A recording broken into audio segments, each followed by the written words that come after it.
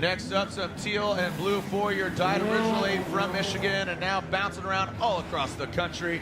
He's piling that Falcon tires, a Lucas Oil Ford Mustang, lucky number 13, JTP Justin Pawlak.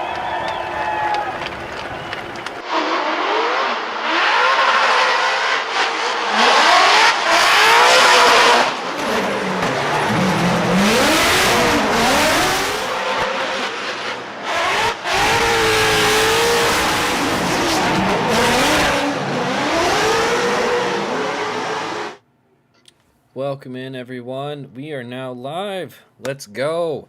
It's good to see everyone here. We got another old guy this week. Bro, take it easy. Jeez. I don't know. You and Reese are kind of competing for like old guy status over here. You know. He's way older than me.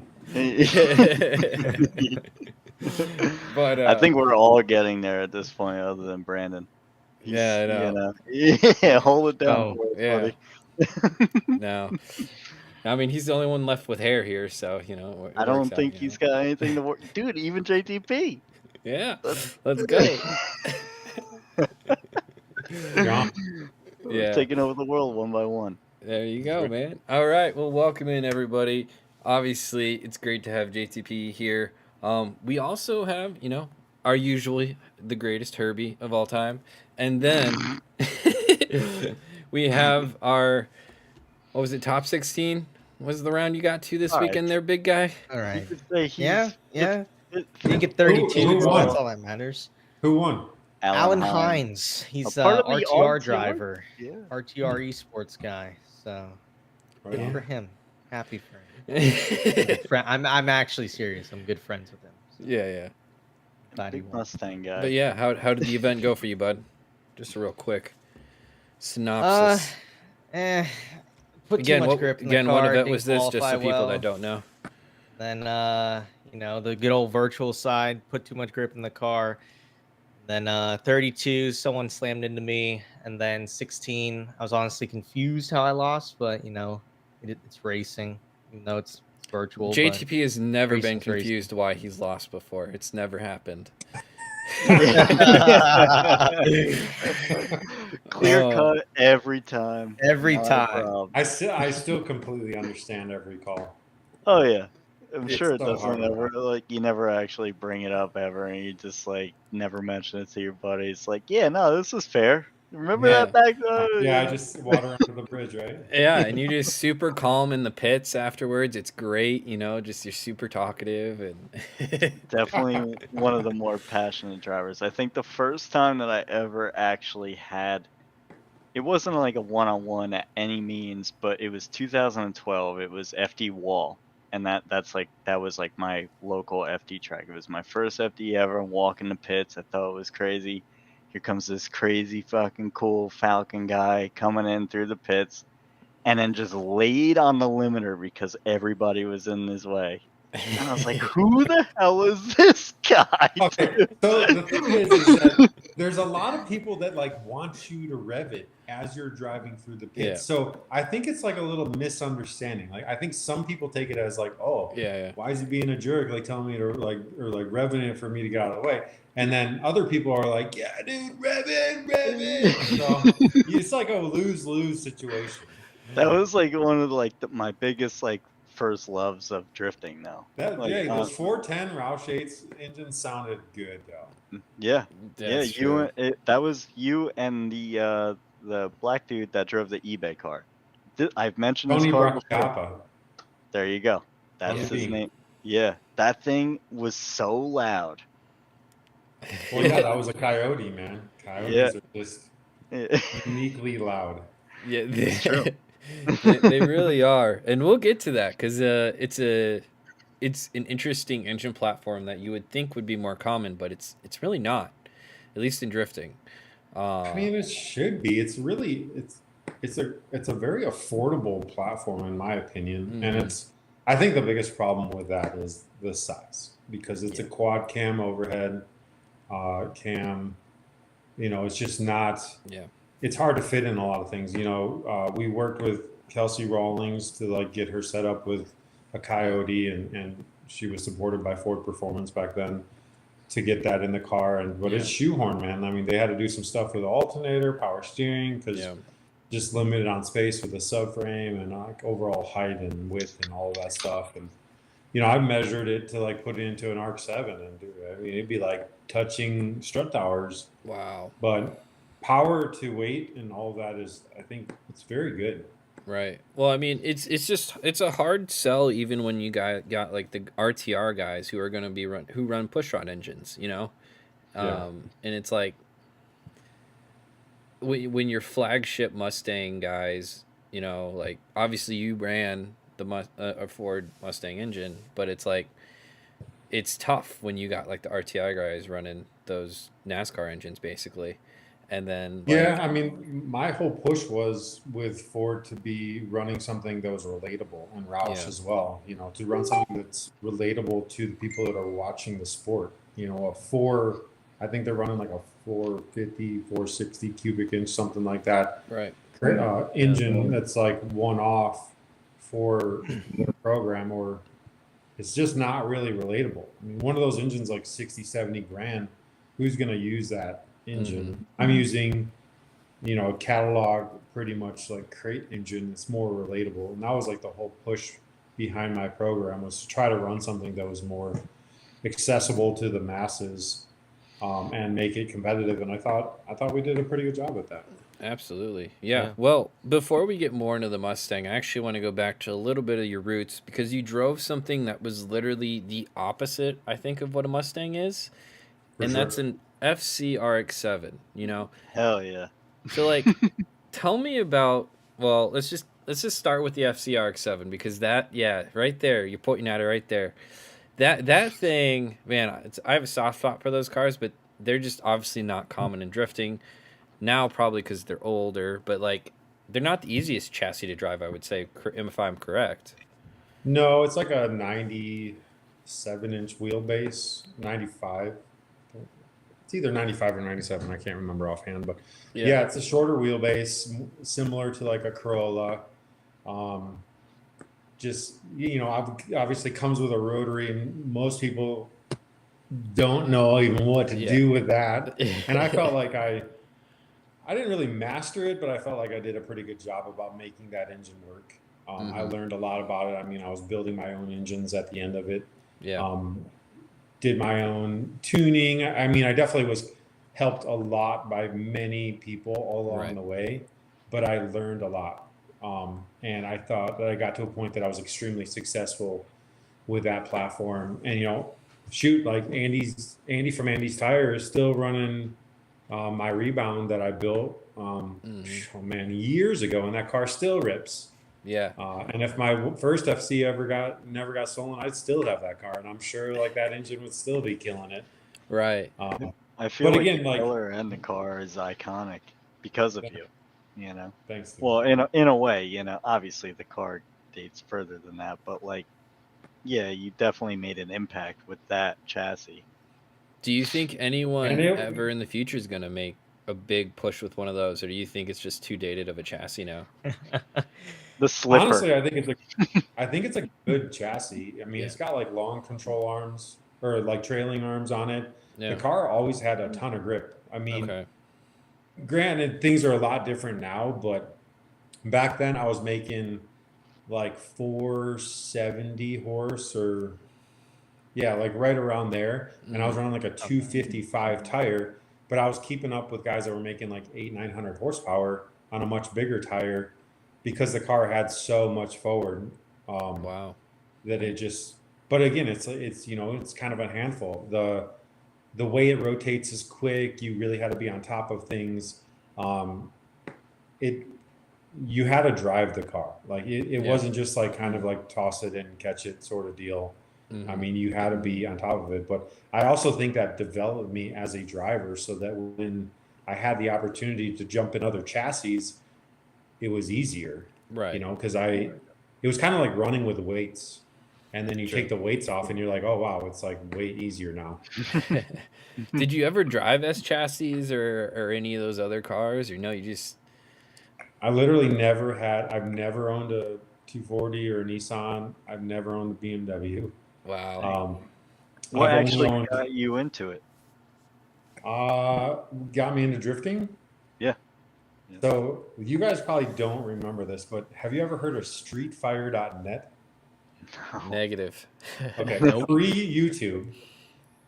So I'm in Arizona with.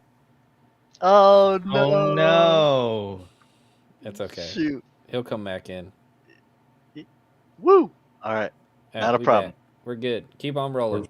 Okay. Streetfire.net. Go. Okay, so anyway, I was in Arizona, living there, and we were watching StreetFire.net, which is basically pre-YouTube, and we're watching like videos of like Japanese videos of dudes like drifting like mountain roads and whatnot, and I just always thought the FC looked rad, and then I came across Haraguchi, and I'm like, that is amazing. And there's like a zillion 240s at that time. It was pretty much like 240s, Corollas, and that's it. Right. I just wanted something that was different, and I just fell in love with the look of the FC, especially with like BN kit, like wide Yeah. body slammed. Mm-hmm. I always like monoblock wheels.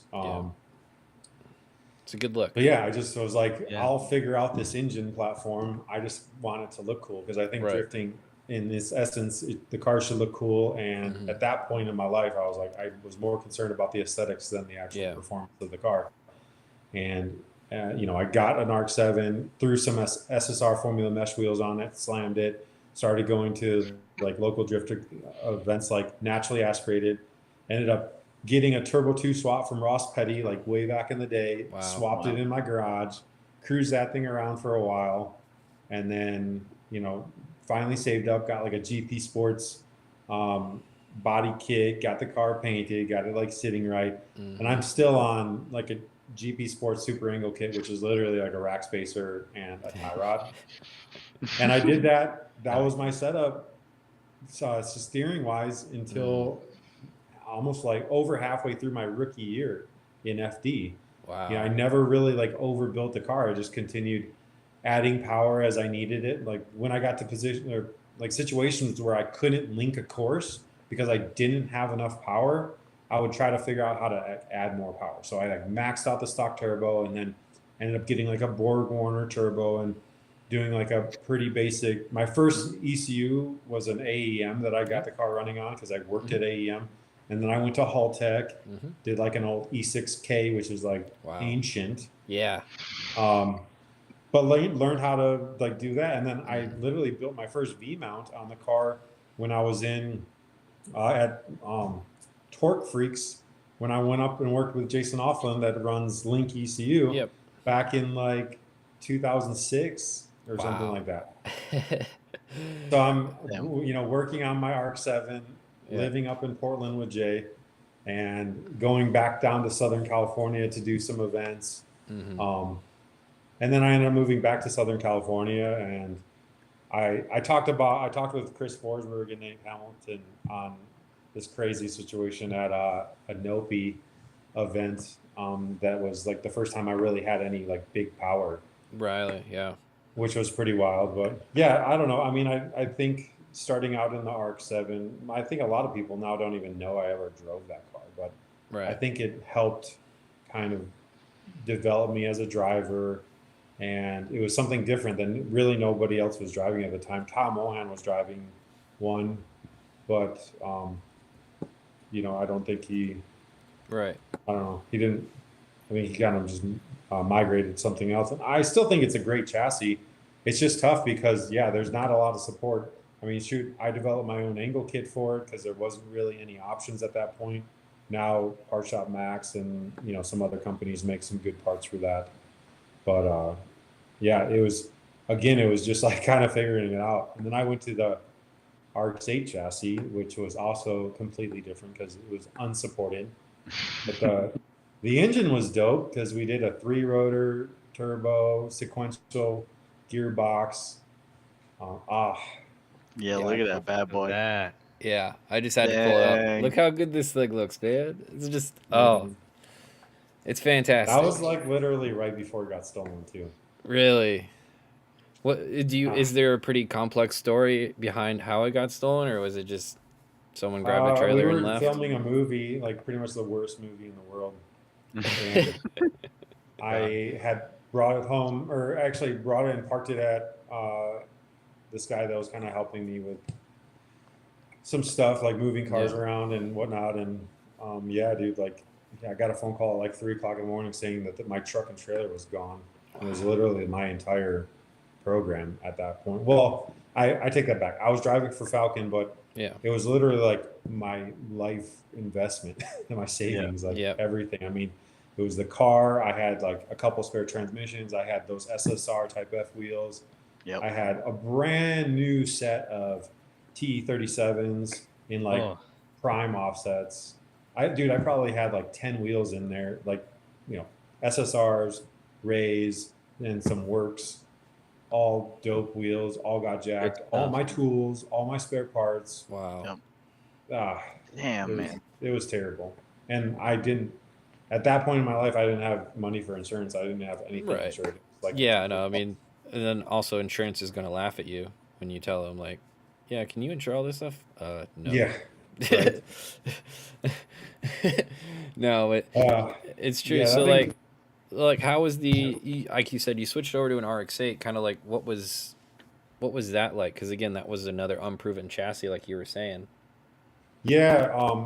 So Gary Steen Chassis kind of developed an angle kit for that thing and did all the suspension work, which worked all right, but it definitely was a handful. But I was still like successful. I mean, one of the first events that I went to, I did like a top qualifier, and we still like did all right, all things considered. I mean, I think I finished like 11th or something overall for the season. However, the team I was driving for couldn't get the car ready for the first 2 rounds, so I basically got in a position that I drove my RX-7 the first 2 rounds, and actually Andy Luck helped me kind of like get some transport out to Atlanta. Obviously, transporting to Long Beach was easy, but he helped me facilitate transport out to Atlanta. And at that time, I had been driving for Maxxis the year before, so they came on board to like give me tires, and Sam's Autoland gave me some budget to kind of like pay for things. Yeah. So it was a great. I mean, Sam's has always been a fantastic partner, and he kind of came through when I needed it at that point. But yeah, it was kind of a bummer because the team that I was driving for talked really big and made a bunch of like promises and didn't really come through on anything, unfortunately. But that's what you get for not signing a contract and taking somebody's word for it. This is true. What was it like driving on Maxxis tires? Wow. Well, remember, those were the Z1 drifts, and at that time, Forsberg had just come off of like a championship, and honestly, like that was the tire. Okay. So a lot of the DA guys, well, several of the DA guys were running that tire, and honestly, it was a great tire at the time. Yeah. But it obviously became outdated, and then I think after that, it was kind of the era of Falcon. For quite some time, Falcon was like the go-to tire. Yeah, it was like a battle between Falcon and Achilles almost. Yeah. Well, it turned out to be, but everybody knew that which one was like the better, like the blue and teal. Like you can't beat that. I mean, honestly, ever since I got into drifting, it was that was the team I wanted to be a part of. It was the iconic teal and blue, and I really had aspired to be on that team. So coming off of the 2010 season, I didn't really know what I wanted to do, other than I didn't want to drive for the team that I was driving for because it was not what they had promised. Right. And I was pretty much like over it. And at that point, I was like, I'll just go back and drive my RX-7. Right. I mean, I felt like I was more competitive in that chassis anyway. And then I got approached by Falcon to, drive the Mustang. So that's really why I didn't really choose the Mustang. I feel like the Mustang and Falcon chose me. That's cool. But I mean, that's a totally different car than anything that you'd driven before. Well, yeah, solid axle, V8. Yeah, you got torque. Coming from a rotary like IRS. Similar front suspension, still front steer McPherson, which is Okay. I think is probably like the better setup. Okay. Double A arm is still pretty good too, and you can make that work well. But the front end was very similar, although I don't think that the team that was running the car at that time had the best approach to the steering angle. Okay. And especially knowing what I know now, I know it was like terrible. But we made it work, but it was really like changing of driving style. For instead of trying to be super stylish, it was more of approach of like, if you can drive away from the other car, there's no tandem to judge. And if there's no tandem to judge, then you win. And that was circa 2010, 11, 12. That era was have the faster car and drive away from the other cars. Yeah. Yeah. It did work. No, it worked. And I mean, I have trophies to prove that it worked well. Yeah. But again, I mean, like that was a ton of fun. I mean, winning is a ton of fun. Standing on the podium, like smashing champagne bottles is a ton of fun. But at the end of the day, too, I think I enjoy driving with more style and like big angle and all of that more than. Which is kind of what you turned your staple into, but obviously you had to make some journeys and changes along the way because you were part of that R&D team for Mustangs when you were doing it. And so kind of what were some of the things that you developed or had to develop, or kind of like take me through some of the challenges of like running a Mustang? Because I mean, when you were running a Mustang, it was not a common drift car. I mean, no, not at all. No, I mean, I think honestly, I think I probably had the first caged S550 Mustang. I mean, it was pretty close between the RTR camp and I. Yeah. But I know that I came to SEMA that year with a caged car, and they didn't have like a caged car at that point. So I know I was on the forefront of developing drift suspension for that car, and all of that. And honestly, we had ran a Roush Yates, high compression, naturally aspirated engine for so long. And I saw the trials and tribulations of drivetrain with that car, just how high maintenance it was, like constantly staying on top of like spark plug changes and, valve adjustments and clutch. Dude, we were changing clutches like every event, dude. That's what bit me in 2011 is my clutch failed, which cost me a championship. So going through all of that, the mechanical issues that we were constantly chasing, I'm like, it shouldn't be this hard, guys. There's simpler choices to make that I think just, having to pull the transmission like twice at an event you shouldn't have to do that. Yeah, that's crazy. Yeah, that's and like flipping the feet on the clutch or whatever, or no, replacing discs, because wow going through these quad disc crazy expensive clutches because that's what the team thought we needed to run. And I just was over it, man. I was over it. So when I developed my own drift car, I was like, one, I'm going to have crazy amount of angle because I want to be able to drive with that angle. And two, I'm going to like simplify this. I'm going to run, a built Coyote, something that comes in the car, run a off-the-shelf supercharger, and I'm going to run a clutch that will last all year. So I switched to Exity and ran an ET03XD twin disc clutch. And literally the first year I ran like 38 events on that clutch. Wow. 0 problems. Sent it to them and they displayed it at SEMA at the end of the year. Damn, that's sick. And what year was that? I've never had a clutch problem since. What year was that?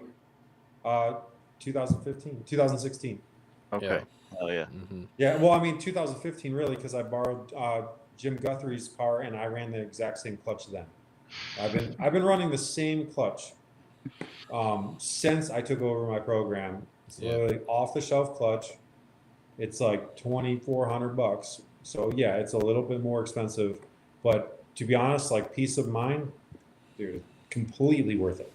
Yeah, it's not that bad overall. And like you said, like you simplified the car to where you know, reliability is, and I feel like that's always been a huge challenge for any team in Formula Drift. I mean, you see whenever there's a new car that comes out, and like let's say like Papadakis has got to figure out how to make a Supra work, you know, like it Mhm. or the Corolla. Like it's almost never gone perfectly the first time you get a new car. You know, it's like there's always going to be that R&D, and I feel like a lot of the time you're trying all these new things, but it's like sometimes just the classics work best, you know. And Well, yeah, I mean, a lot of people don't understand that because I would say like 99% of people buy a car, they go to a website, you know, Drift HQ or wherever it may be, and there's like 5 different choices for angle kits, and they click on an angle kit, they send it to their house, they put it on. There's like videos how to install it, the whole nine. Like people don't understand getting a chassis that's completely undeveloped.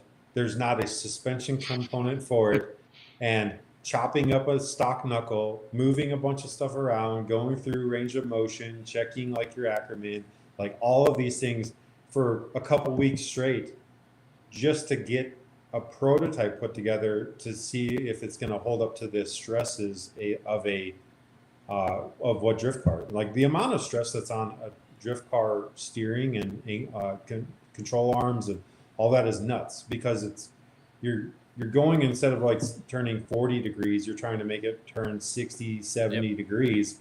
The amount of force on it is nuts. Yeah, so you've gone and developed your own actual like angle kits on S550s, right? Yeah, I mean, we didn't even release an angle kit until we were probably on version 7. wow. Yeah.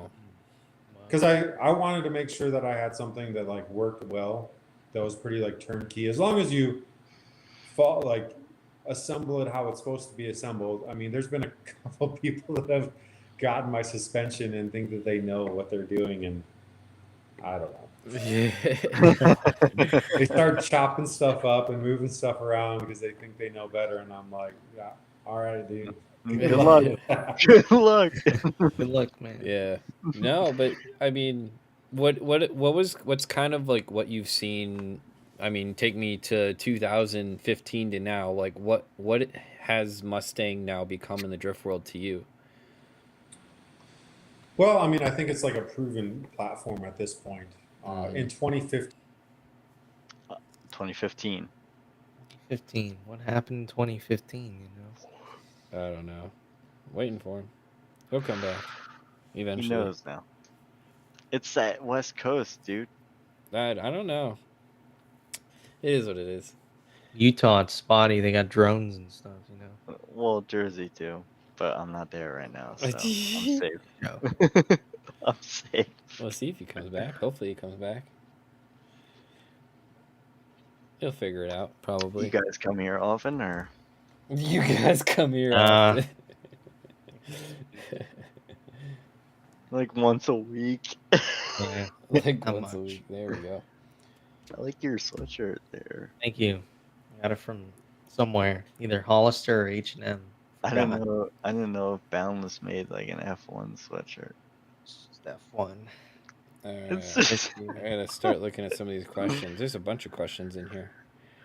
Oh.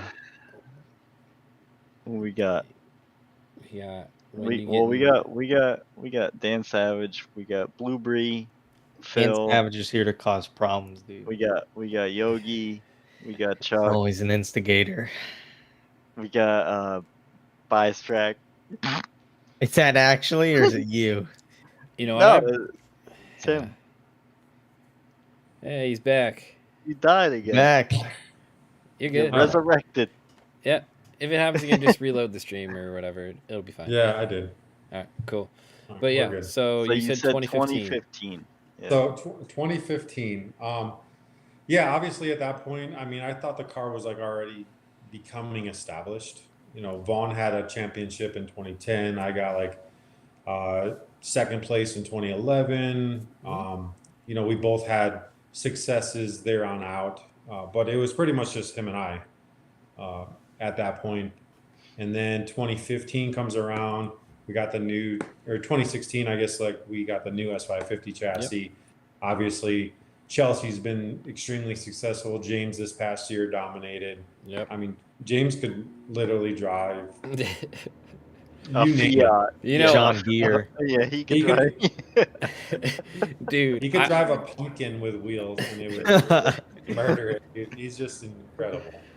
Yeah. But yeah, so I mean, I think at this point the Mustang is extremely established as a contender, but it does take a lot of work, as in anything. You know, I know that the guys at RTR have their hands full. I mean, I talk to Ray fairly often. He's kind of in charge of that entire program, and I know those dudes are constantly working and pushing on things. And I know we were always developing our suspension and trying to make the cars faster and all that. And dude, I mean, I've been out of it for 2 years, and I look at it and I know the struggles that these guys are going through, because making 1,000 horsepower reliably and putting that much load into the car with that much grip, and how much wear and tear that is on drivetrain components, it's tough. I mean, Yeah. dude, it's hard to look in from the outside and understand the amount of work that goes into it. And all these guys, you know, Matt, Odie, Dylan, literal, like Papadakis team, like all of these guys. And it's just, I've been there, I get it. And the blood, sweat, and tears that go into it, man, I don't miss it. Yeah, well, I mean, I guess it is one of the questions is like, you know, like obviously you're not in FD anymore. You're doing fun stuff. You got it. You know, you're doing stuff with your kids now. Like, yeah. Is that kind of like the next step for you? Is that like kind of like what you like to do now? Or do you kind of miss FD a little bit? You know. You think your son will take the torch? We'll see. I mean, he's when it comes to RCs, dude, I know, yeah, that's big over there. That's the difference. Like, he over won on the East state Coast, championship. we don't got any of that. Over as soon as I step foot off of like LAX or something, it's like, yo, we got this RC meet going on. It's like, what? No, it's big in LA for sure, but even we got some stuff going up in Utah where I moved. We got TCRC, it's our local track, and we got a Super Drift Championship, which is, you know, sanctioned. It's kind of like FD for RC cars. Wow, that's for cool. the US, and we have a regional series. And yeah, my boy, he throws down. I mean, it's a little cheaper, I feel like, than like real cars. Yeah, dude. I mean, we're like, you know, $2,000 or so into a car, which is still like high end for like RC cars, but you know, you don't go through tires or fuel or any of that stuff. Yeah. And I mean, honestly, it's a ton of fun. I mean, is the suspension as complex as a car though? Very similar. Really? Everything transfers, dude, for sure.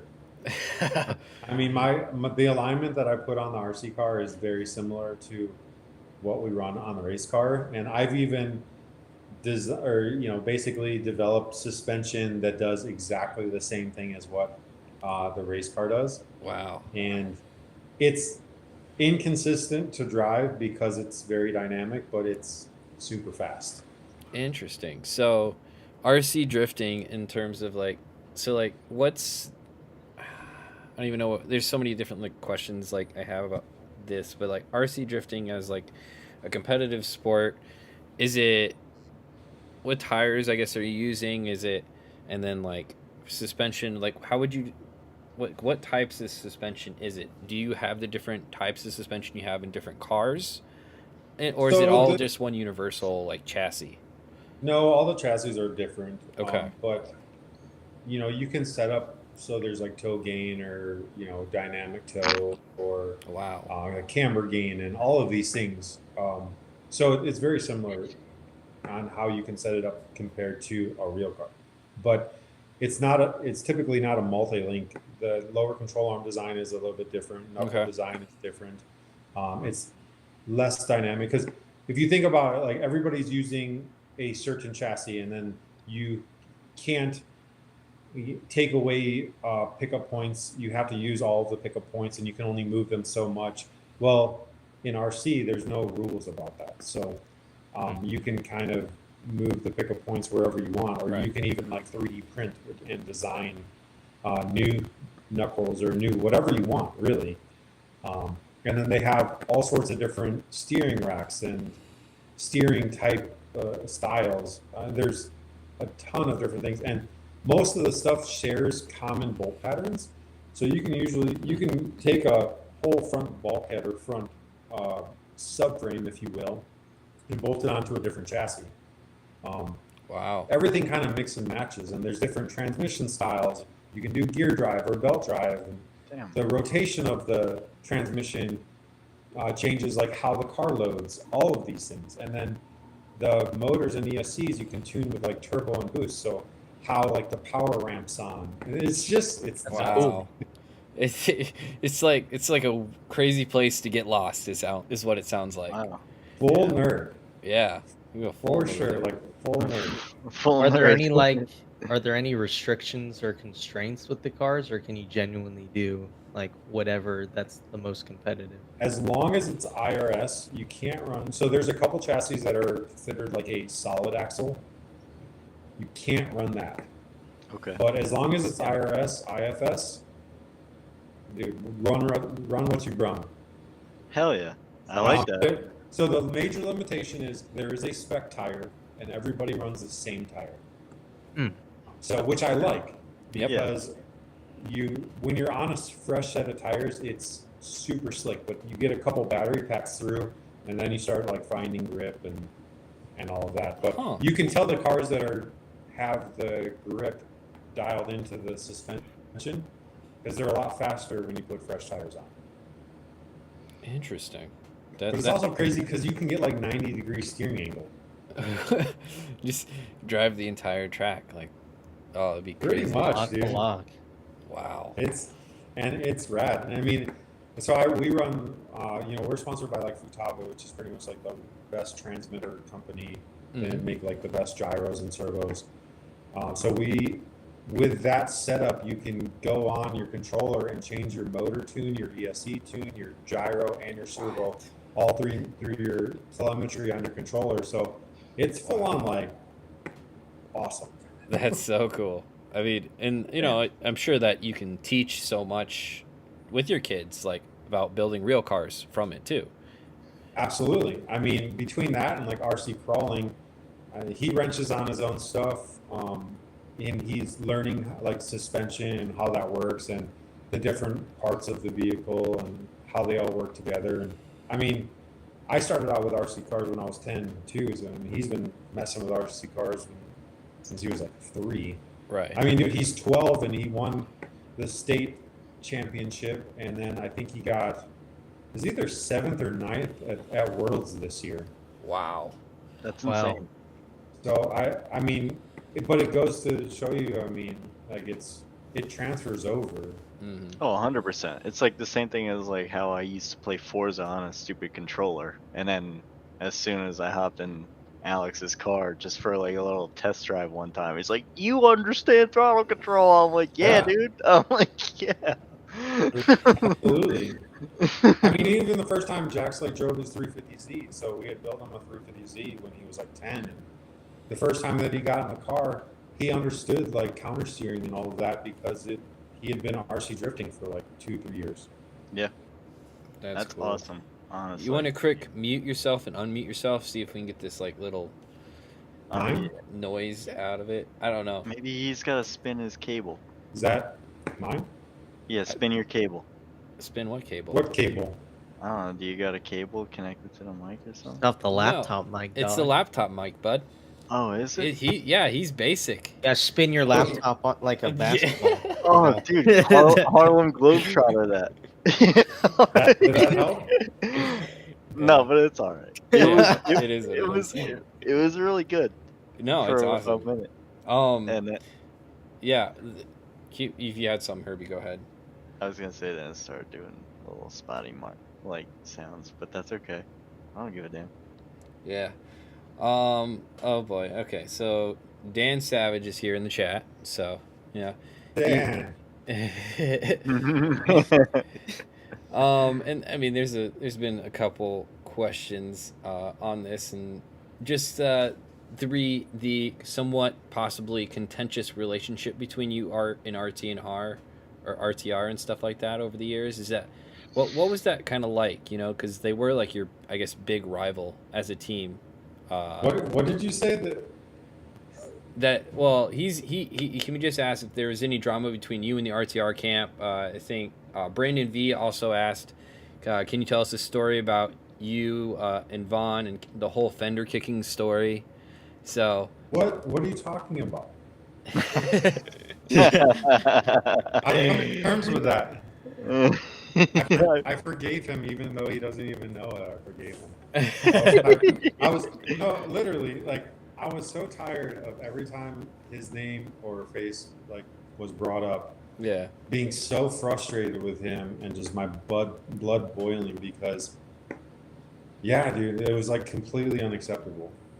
So the story is, Atlanta, I don't know, 2016 or 17. It was when my car was, actually I think it was 17 because it was when my car was like all carbon with like the American flag like deal. You know, because Vaughn never hits anybody or like runs over anybody's car or anything like that. I've never seen that. He would never do that, right? No. Never ever. Nope. Like Osbo or pretty much anybody. He would never. He would Not in never practice run over either. their car. He wouldn't do that. No, he's very clean. Yeah. Never like bullies anybody on track or anything. Suit and tie right? So, type driving. Yep. yeah, and it was like very uncharacteristic of me to like push hard against him in practice because nobody ever really pushes hard in practice. And so anyway, I enter behind him and maybe he was going a little bit slow through the corner. I thought he was going to be a little bit faster. I tapped my front wheel against his rear wheel or quarter panel or something, and I might have scuffed his quarter panel while I debeated my tire. So he takes off. I finish up the lap, like limped it back. yep, And keep in mind, I'm going slow because I'm debeated. right, He's got time to, like the video is just playing through in my head right now. But right, I roll up, I wait for whoever's doing a burnout. I come up and I see somebody like walking towards me, like all super huffy puffy. And I'm like, what is going on? And then he 300 kicks my headlight, breaks my headlight, and then comes and says some choice words to me because, he's, was being so, like, had such great sportsmanship. Says some choice words to me and, ends it with a 4 and 3 letter word. yep, And then steps back and 300 kicks my carbon door and then walks off as I'm still strapped in because I literally just rolled up from being off the track. Right. So I couldn't even defend myself or my car, but Wow. Big Britches comes over and like does that and then takes off. Well, at that point I kind of came unglued. yeah, And I might have been like chucking my steering wheel and helmet, trying to get out of my seatbelt. And all I know is there were quite a few dudes that were like holding me back from going and talking with him. yeah. Yeah. But yeah, then, after that whole situation, we had a meeting in New Jersey and I felt like I got a pretty hollow apology. And this is the funniest thing of this whole story. Right. A couple years ago, a couple years after that, they were doing a demo in, where was it? Anaheim Stadium. It was like the Nitto Fest or something like that. Okay. And Chelsea, Matt Power were like doing some demos or something. And I guess like Matt Power like doored Chelsea, but then they had some photo shoot with the car. I don't know if it was for Pennzoil or what it was, but Right. they needed to get a door. Mm-hmm. So who's going to have a door in LA that they can reach out to? Well. So I get a phone call from Vaughn asking, hey, this happened. We need to get a door. Do you know anybody that has a stock door we could get? Like, I need to get it like today. And I'm like, yeah, dude, I got a I got a door. It's got a big crack in it. You want that one? And it didn't even like click with him. He kind of just like, he's like, no, I need like a clean door. Do you have a clean door? And I was just, and Chelsea calls me later. He's like, dude, I'm so sorry. Like I expressed to him, like, you really called Justin to ask for a door? Like after, like, you don't remember like what happened? Oh my God. And Vaughn's response was like, oh, yeah, I guess, and like kind of laughed about it. I was just like, really, dude? Really? But I gave him a door. I still gave him a door. Wow. That's yeah. Clean But- slate. It was a new day. So It was fast forward, probably like a year ago. yeah.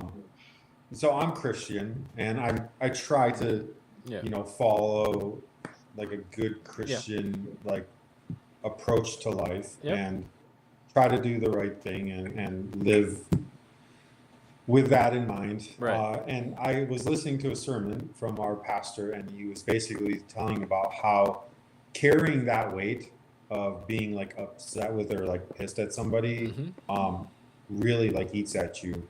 And he said, like, you don't need to really go and get an apology from them, but you do need to forgive that person. So there was about a year or so ago that I just decided to forgive them. Yeah. And it's honestly helped me a lot, because now when I see him and even talk about him or anything, I don't have that feeling towards him anymore. And I'm you glad laugh because about it now. I carried it a long time. Yeah. And, you know, I hope that he makes better decisions. And it seems like, you know, he's been a dad a lot longer. And I assume like at that point he was probably going through a lot of things. So it wasn't necessarily directed at me, but I was, I got the end of that stick, you know? Right. So I'm sure there was a bunch of other stuff going on in his life. And he just kind of took it out on my headlight and my door. Yeah. Well, I mean that's awesome to hear. But it's like, you know, it's you guys. You have to remember like how intense this sport can be, though. Like how much money you guys are putting on the line, how much like time and effort, blood, sweat, and tears you guys have into these cars and these chassis. I mean, obviously how fast you guys are going and all that kind of stuff. And I mean, I'm sure emotions are always going to be there when you guys are putting that amount of your life out there, you know? And I mean, for him, he's probably got, you know, how much money does he have out on track at any given point with 3 cars now running, you know? It's like, I get, like, from everyone's standpoint, like, yeah, you're going to be passionate about these things because it's like, it's your life's work, you know? Well, one thing I didn't ever really understand is, you know, he's got a crew of guys that fix his car. It's not like he's putting hands in like wrenching on a car, or like fixing body panels or anything.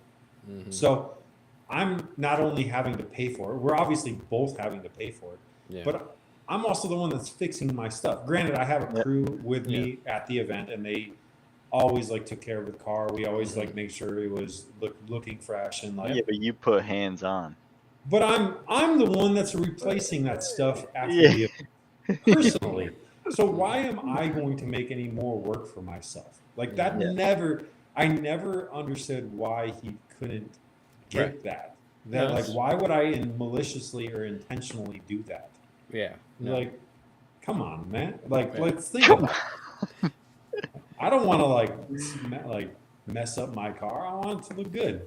Yeah, exactly. Yeah. Well, I mean, this makes me kind of think back to, it might have been your last round. Was it your last round where you were like, had the really bad crash in Irwindale? Oh, so bad, dude. Yeah. Tell me about what happened there, because that was gnarly. Oh, that was just a terrible event, man. Honestly, it was just the car. I don't know. Like, there's certain events that the car just doesn't.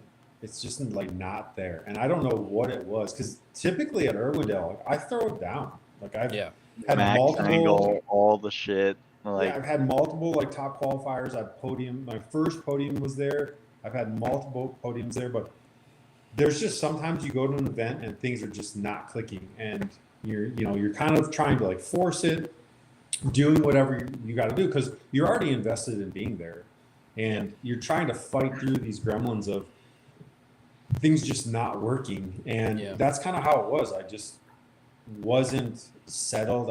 Wasn't like dialed. And we had, like I was chasing Chelsea. Obviously, always like trying to like push hard against those guys. We're trying to figure out our speed. And I came in like a bit too hot to the inner bank. And typically, what happens is you come into that inner bank, you tap the rear end, but you just stay on throttle, and the rear end stays with it. Yeah. And this time, dude, I tapped the rear end and it just sucked me into the wall. There was nothing I could do. There's been so many times I've come in the same way, just stayed on throttle. It just is a little bump in the back, and the rear end just rotates more, and you just do a little grazer, and you just hammer through, turn into it, and you're just still driving, and you finish off the run, and you put the bumper back on or replace the taillight or whatever you got to do. And that wasn't the case. I just ate it, dude. Yeah. I mean, your car Definitely. was flipping up, and it was Yeah, I mean, I was so fortunate that it didn't flip like James did. right. Yeah. And James kind of, and it probably is just the speeds that you're going into that corner now just weren't the same, because I did something very similar in my RX-7 back in 2008, Yeah. where I would just come in and like I tap the wall every single run. Right.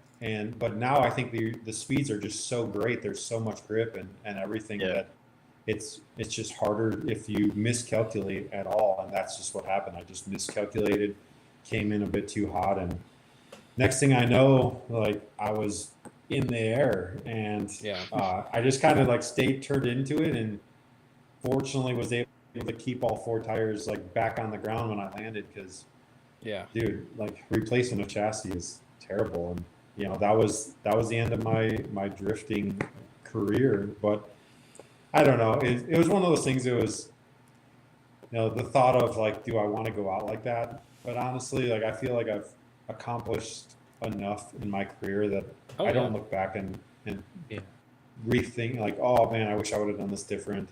Yeah, I feel like nobody thinks less of you or anything, or no. Yeah, like you proved yourself time and time again that like whatever you're doing as a program is working, and you have style. You are definitely like I would say like one of the more aggressive like driving style types, like with angle and commitment and things like that. Like I'd put you in like the top 5 of our generation here.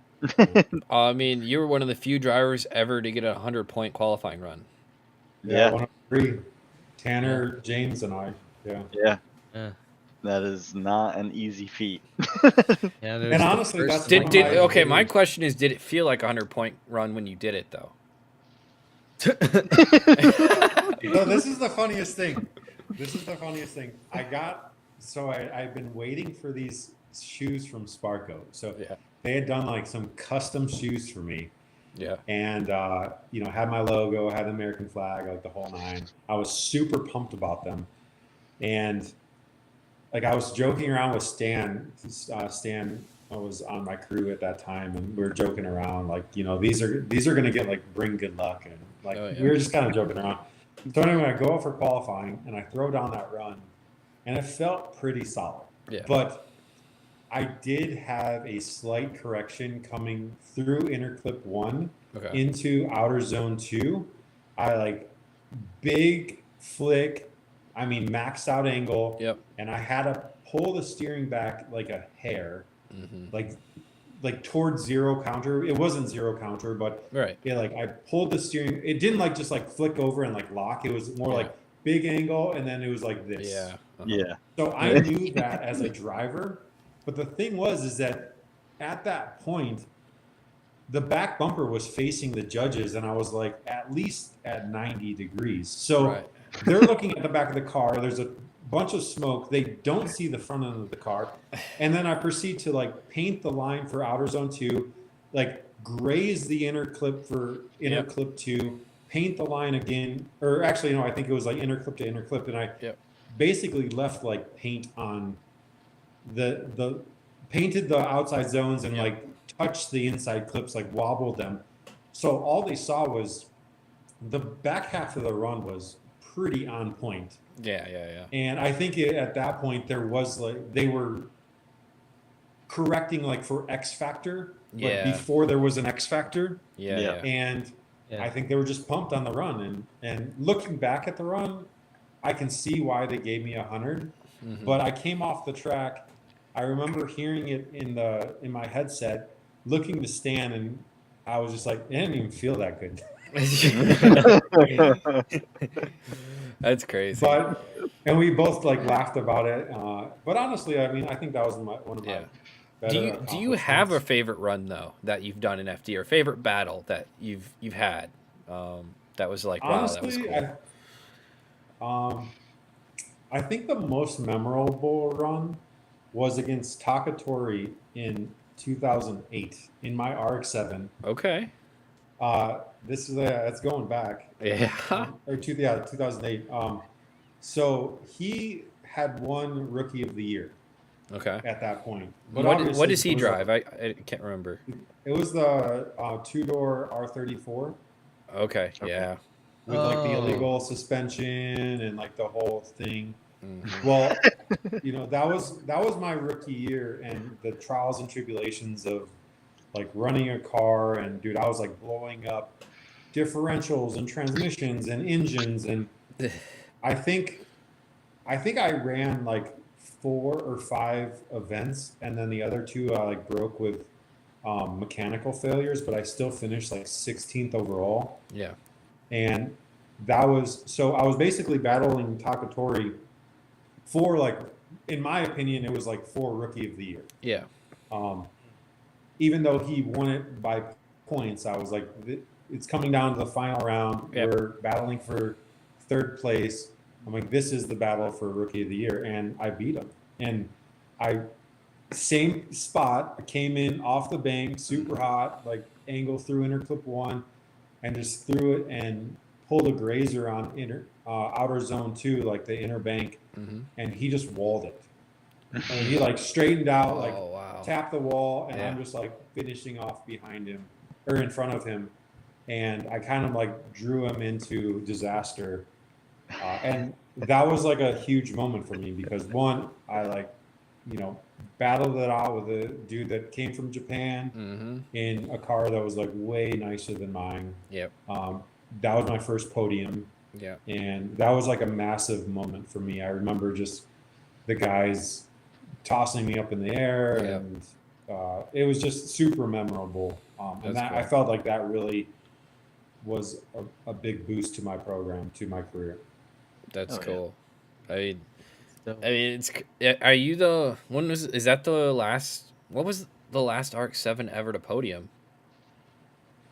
Has there ever I'm been? the only RX-7 to ever podium. That's what I was Oh, wondering. yeah, Is there yeah. has there ever? Accomplishment right there. Yeah. Yeah, there's only been one RX-7 that's ever podium, and that was that day. Yeah. Wow. That's crazy. We are getting a ton of questions in the chat, so I want to get to some of these as well. Dan Savage, again though, just said, Justin, red FDRX7 2012 Long Beach. I spotted your car parked out front of the hotel. Didn't know it was you, but damn, she was fire.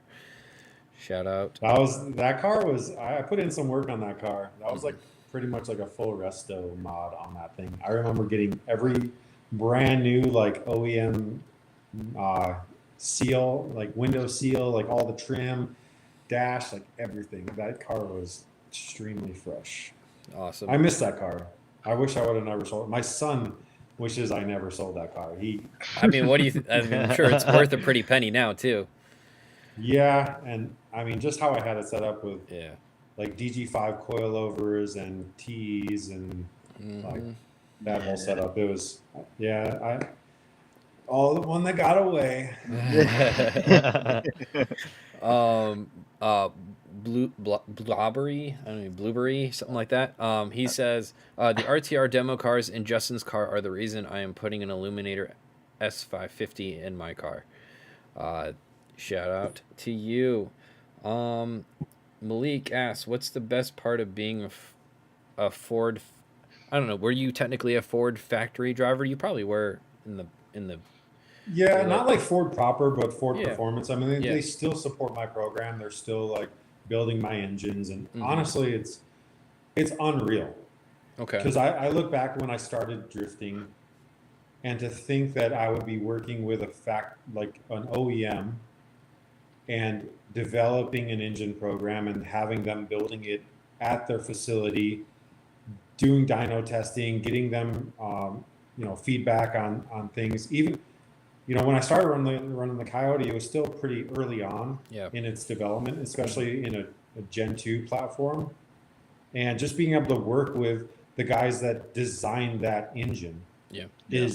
and being able to call them and, just chat with them and go hang out with them. And it's an absolute blessing, dude. I mean, to think that I had some small part in the development of that and feedback in the development of that it's pretty unreal. And I really think it's a great platform. I mean, I run a variant of that in both of my cars.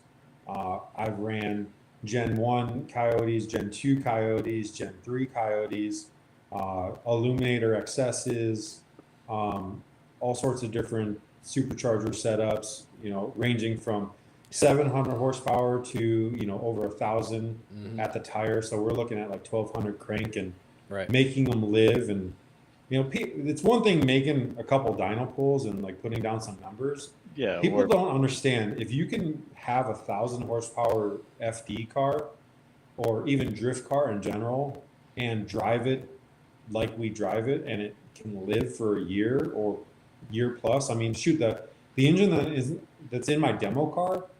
I mean, we turned it down to probably like 750, 800. That thing's been in there for like 5 years. I was gonna say, I was Wow. actually gonna ask about that car, like how much power, but you just stated how much. And Yeah, I mean, we made 986, just a hair under 1,000 when we debuted that car.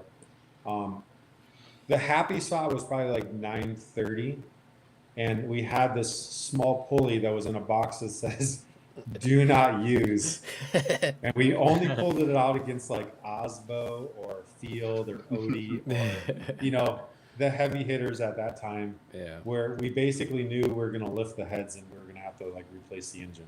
But it was worth like the 50, 60 horsepower that we needed to be competitive. Mhm. Yeah. And that's just part of racing. But one thing that I thought that we always did well is we never had a failure with those engines on track. When we went to the Illuminator XS, we did have a couple engine failures because we were kind of navigating a new platform. But Yep. we got that sorted out after the first year, and that was a very consistent, 1,010 wheel horsepower car.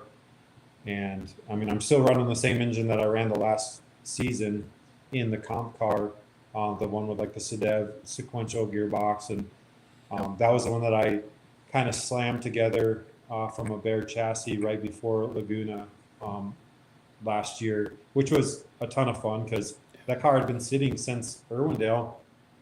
It took forever at the frame shop to get the frame rail replaced because we literally chopped off everything and got all brand new OEM parts from Ford and Wow. put it on a frame rack and put everything back together properly.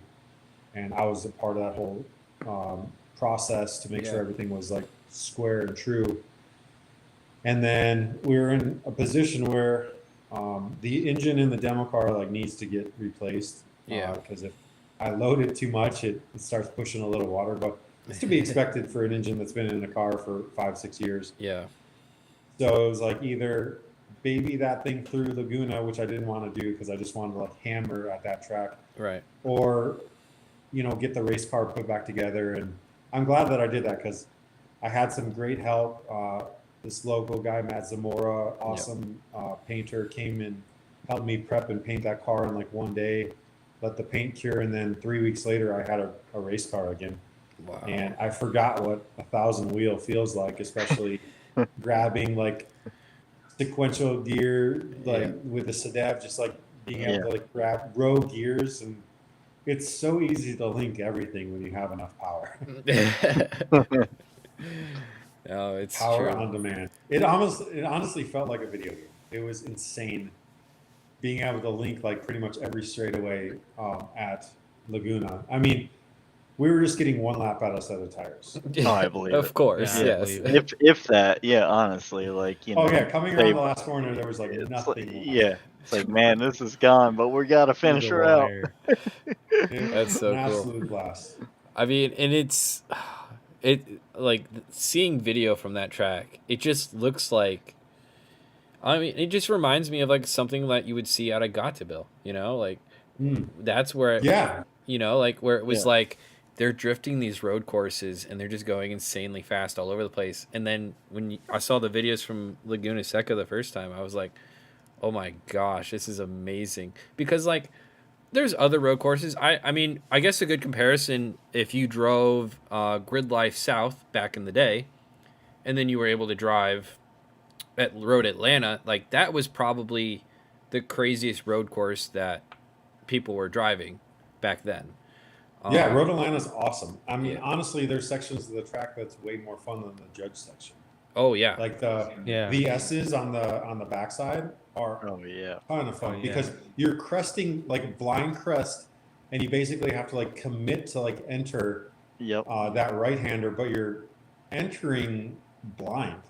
And then knowing that you have to transition at some point. it's like, Yeah, it's like, Yeah. all right. On And a then, downhill. and then immediate transition after the first one. Yeah, now the so S is let's do a couple epic tracks. Road Atlanta, obviously. yep. Yep. Mid Ohio is actually very fun. Okay. Lime Rock is a Empty blast. there. Lime Rock doesn't get enough like love, I think, because the footage there is rough because of all the smoke getting stuck under the trees. But that track is hammered, dude. And then Yo, like you can literally it's, like it's off the funny. ground. I think each Lime, like there's been two, right? Two Lime Rock events. I'm pretty sure. Yeah. And Yeah, I I'm mean, pretty sure I that can you. link that entire track. It's such a blast. I was gonna say, and I'm pretty sure that you're the one to break the seal each time by going out on the first lap and just coming out and just taking off and like Well, it's like, all right, so- nobody else has done a run yet, but we're So gonna the first- MTP to fucking. So we went leader. to Mid Ohio, and I had never even seen that track. I never even really looked at the layout, but there's a lot of like elevation change and blind crests and all that stuff. And Matt Mersu, he's like photographer Yep. like, Yeah. extraordinaire. Dog. He, I come in after the first session, and he's like, "Man, that was kind of like disappointing." And I'm like, "What, dude?" He's like, "Yeah, I expected a lot more out of you for the first lap," and I'm like, "Dude, never even seen this track." So, second session out, murdered a set of tires. I was like, "Is that what you expected? Is that better?" yeah. And he That's, kind of gave me like a shrug, like, "Yeah, I guess so." But yeah, I mean, all of these road courses are like a ton of fun, and Yeah. and that's why I think I really enjoy being able to do the grid life stuff, because transitioning from the stress of competition and everything that goes into that, and I'm at a point in my career that I still think a lot of people enjoy my driving, and Yeah. I enjoy putting on a show for people. And I really enjoy driving and like the road course style stuff. Like I don't enjoy the stadium or like the ovals as much. yeah. You know, like just the same lap and really, dude, you like put so much effort into trying to throw down a gangster run, and then these guys are like, well, that wasn't good, or like, you know, maybe that was like too much angle, that was unchaseable or whatever. It's Right. like, well, you know, I talked to Chelsea about this, and it's like, well, yeah, because some people just can't drive like that. So I'm sorry that your car doesn't do that, or you're not capable of doing that. Yeah. Or yeah, it isn't super consistent because it's not easy. Mm-hmm. And obviously the smarter approach, the more strategic approach, is to not take those chances if you're going to be able to pull it off or not. And that's why I love at Grid Life, because it doesn't matter if you pull it off every single time. Yeah. People just are like stoked that you're out trying. Yeah, The same you're thing doing- at like you're doing Gingerman. I mean, sick shit. people just expect me to do a 360 between 1 and 2, and if I don't every single time, they're like, "Well, where's the 360?" I'm like, "Well, I don't want it to get old Right. like, we like seeing it, and Yeah. like that's one corner that's it's literally just made for 360s. No. Yeah, the way how it loads up and everything, and then just So throw perfect. yourself into that outside zone. So perfect. Yeah. Yeah, No, it's a it's cool true. course Like too. that's kind of the beauty, and that's why we were talking about Laguna Seca, because it's like that. I feel like is now the standard for road course drift course is to go drive. I feel like because Yeah, of coming down that carousel is just how probably gotta iconic feel it is, insane. and like the The shots you funny thing get. is that I bet you if you talk to most of the drivers, Yeah. well, most of the top level drivers, Yeah. all of them like the corner after the carousel, or after the big drop. Like, Yeah. so the Yeah. drop is whatever. Yeah. Yeah. The corkscrew, but the big left-hander, it's like off camber, sketchy. Usually there's a ton of smoke, so you're committed, Yeah. and you're hoping that somebody isn't like Broken spun or out or their yeah. bumper's not in the middle of the Yeah. track. But dude, you're like top of fourth gear, probably like Just like wiggling this thing out 150. as far as you can. Yeah. Dude, it's so hard on tires, but it's an absolute blast. And if Yeah. you get it right, there's no handbrake or anything into the right hander, which is the last like short Yeah. straight before the straightaway. Mhm. Yep. Yeah. That's so cool. So Oh, yeah. sick. Oh man! All right, let's get to some of these questions in the chat here. We got a couple. I had them pulled up, and Yeah, then skip it by moved that. on me. Why are you the coolest guy in drifting? Bystrack ass. How much? Because I drive How a much? Mustang. How much of a struggle has it been to get him to drive to get that Mustang to work? Listen, Well, dude. I know that he was working. He was pushing hard on that last year, and he just Yeah. had some unfortunate stuff. I mean, dude, it's just a bummer. It was like I was like gutted when, because he was like pushing really hard to get that thing together, and they went to the dyno, and then he found some very unfortunate things Yeah. with the engine, and Yeah, that dude, was a it's like, wild man, time.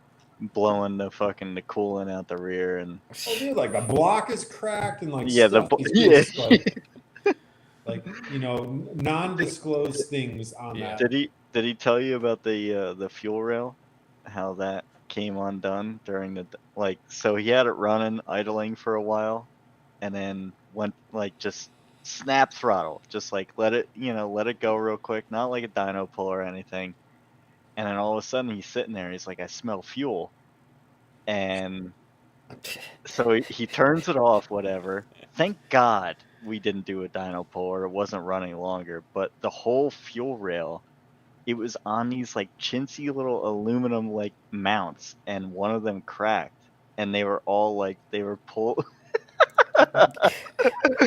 So we That's like something like people don't understand. I mean, you can buy a car, and Yeah. like it may be a good deal. I don't know what he paid for that, or like Right. if it was a good deal or not. But Mhm. the thing I always ask when somebody asks me about like, what do you think about this car? I'm like, well, who built it? Yeah. And usually the answer is like, well, I don't know, or it's somebody that. Mhm. I mean, don't take this the wrong way to whoever built that car, but it's like, well, I don't know who that is. Right. Yeah. So there's a value attached to somebody, if I think like, oh, Dylan Hughes built that car, like I know what caliber that car's going to be, or Matt Field, or Odie, or Yeah. any of the guys that build their own stuff, or people say like Papadakis built that car, or RTR built that car. You know what that value, that car's going to work. Yeah. And if it ready for the track, it means that it's ready for the track. Yeah. Because it's different between somebody that has a car that is built well and ready for the track, and somebody that builds a car and they're sorting things out constantly. Yeah. Like I know when I take my car to the track, it's not going to fail. Yeah. Like everything is tight, everything's ready. Like I've done it enough that we're coming out swinging, and usually you're just making adjustments at that point. You're not really trying to like figure out the puzzle. And Right. there's a lot of guys that claim that they know how to build cars, especially in the Mustang community. Because I watch some of these chats and some of these guys that are self-proclaimed, master builders, and Yeah. like they have so much that they've accomplished, which is really like nothing. But then they're like leading other people on how to do things, and I'm like, dude, you're not even proven. So I just kind of stay out of it because I don't have anything good to say, and Right. my mom told me if you don't have anything good to say, don't say it at all. That's right. There's a lot of things I'd like to say, Yeah. but it's not even worth, the Yeah. time and effort. People eventually figure it out. Yeah, Unfortunately, it's the hard like, way, but yeah. Yeah, and I've helped several people like build their Mustangs, and I think they've had great successes. And I definitely have a certain approach, and it's trying to keep things simple and like again, not overdevelop the car before you're ready for it. Yeah. And then when you're ready for it, you'll have like greater success, like adding power and all of these things, like keeping it simple, not throwing a bunch of stuff at it or trying to like reinvent the wheel, because I've literally gone through all of that for years. Some people also don't understand, like not everybody can drive every car. It's true. Some people are really good at driving 240s or certain chassis, but then they jump into another chassis and they're just all over the place. They can't ever really get it. And I think I've always just been somebody that has driven not popular chassis or not like easy chassis to drive. I've driven a 240 before, and I'm like, dude, this is like cheating.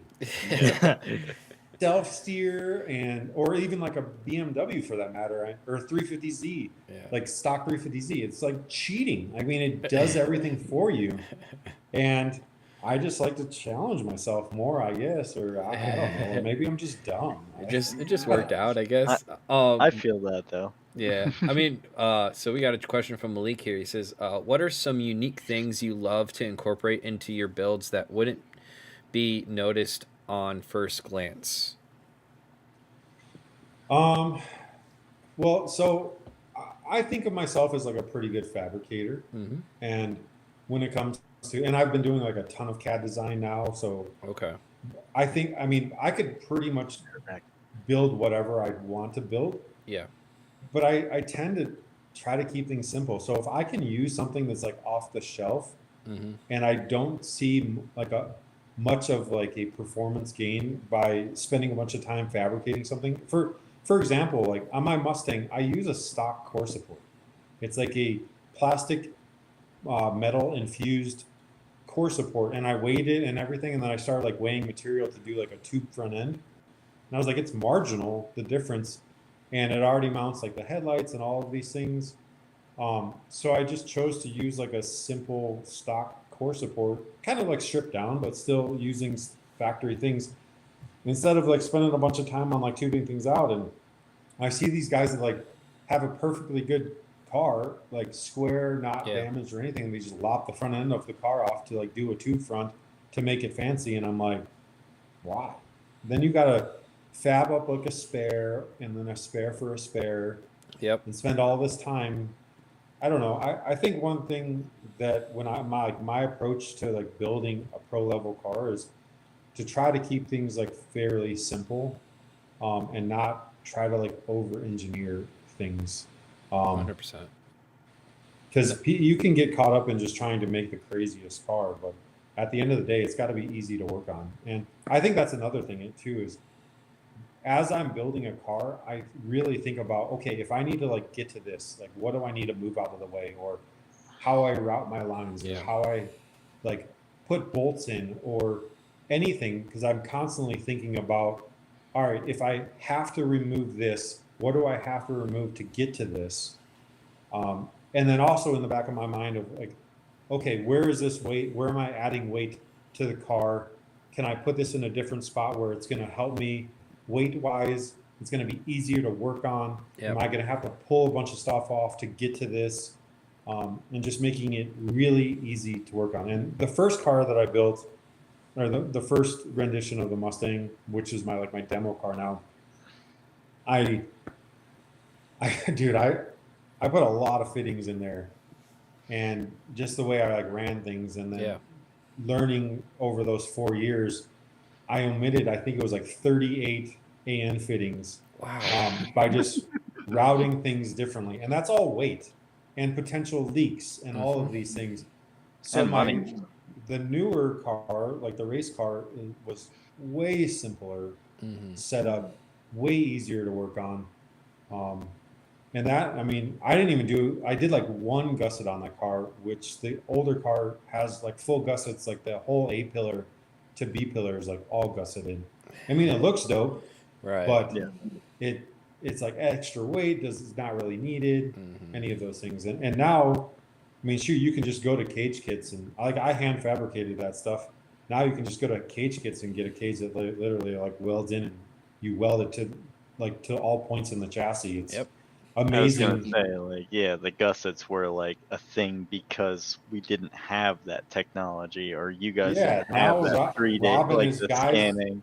Literally, like make tubes that lay against the entire A pillar, and you probably saw that video, you right? weld the cage together, and then you weld the cage to the chassis. You don't even need gussets.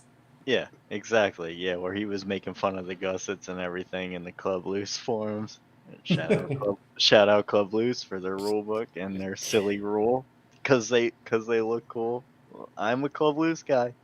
I mean, I think the gussets they do look cool. Always on like the big gusset, even like Matt Field, like back in the day with his 14, like big gusset guy. I know Dylan always likes to throw gussets on his stuff, like here and there, but I think we've all kind of migrated away from that because it's unneeded weight. Yeah, 100%. Yeah. And it's cool that something like that technology has brought it to where it's like it is not unfeasible now for an average person to get a cage in a car now. No, Rob made that way easy. I mean, better fitment than 90% of the cages out there. You know, like for guys that are like building cages, right? Especially when you put it to cost. I mean, it's a no-brainer. I mean, Rob is a genius when it comes to that, with just the approach that he took and how he's kind of like taken over that space, and it's awesome. And he's like literally like right down the road. I mean, Rob is just I was gonna say, smart he is dude. based out of Utah. I forgot. Yeah, Rob's a very smart dude, and the fit and finish of those cages is legit. That's awesome. Is that what's in your demo car currently? No, so both of my cars, I hand fabricated those cages, but Nice. I actually worked with Rob, and he scanned my spare chassis, and we went over like measurements, and his cage is based off of, I worked with him pretty closely. Yeah. And his cage is based off of like my cage in the comp car. That's cool. Nice. Basically, the pickup points are all the same. The way everything's kind of like laid out, the X bars, the dash bar height, all of that stuff. I took measurements and sent that to him, and that's cool. That was kind of like the baseline. I'm sure they had made some adjustments. Did you?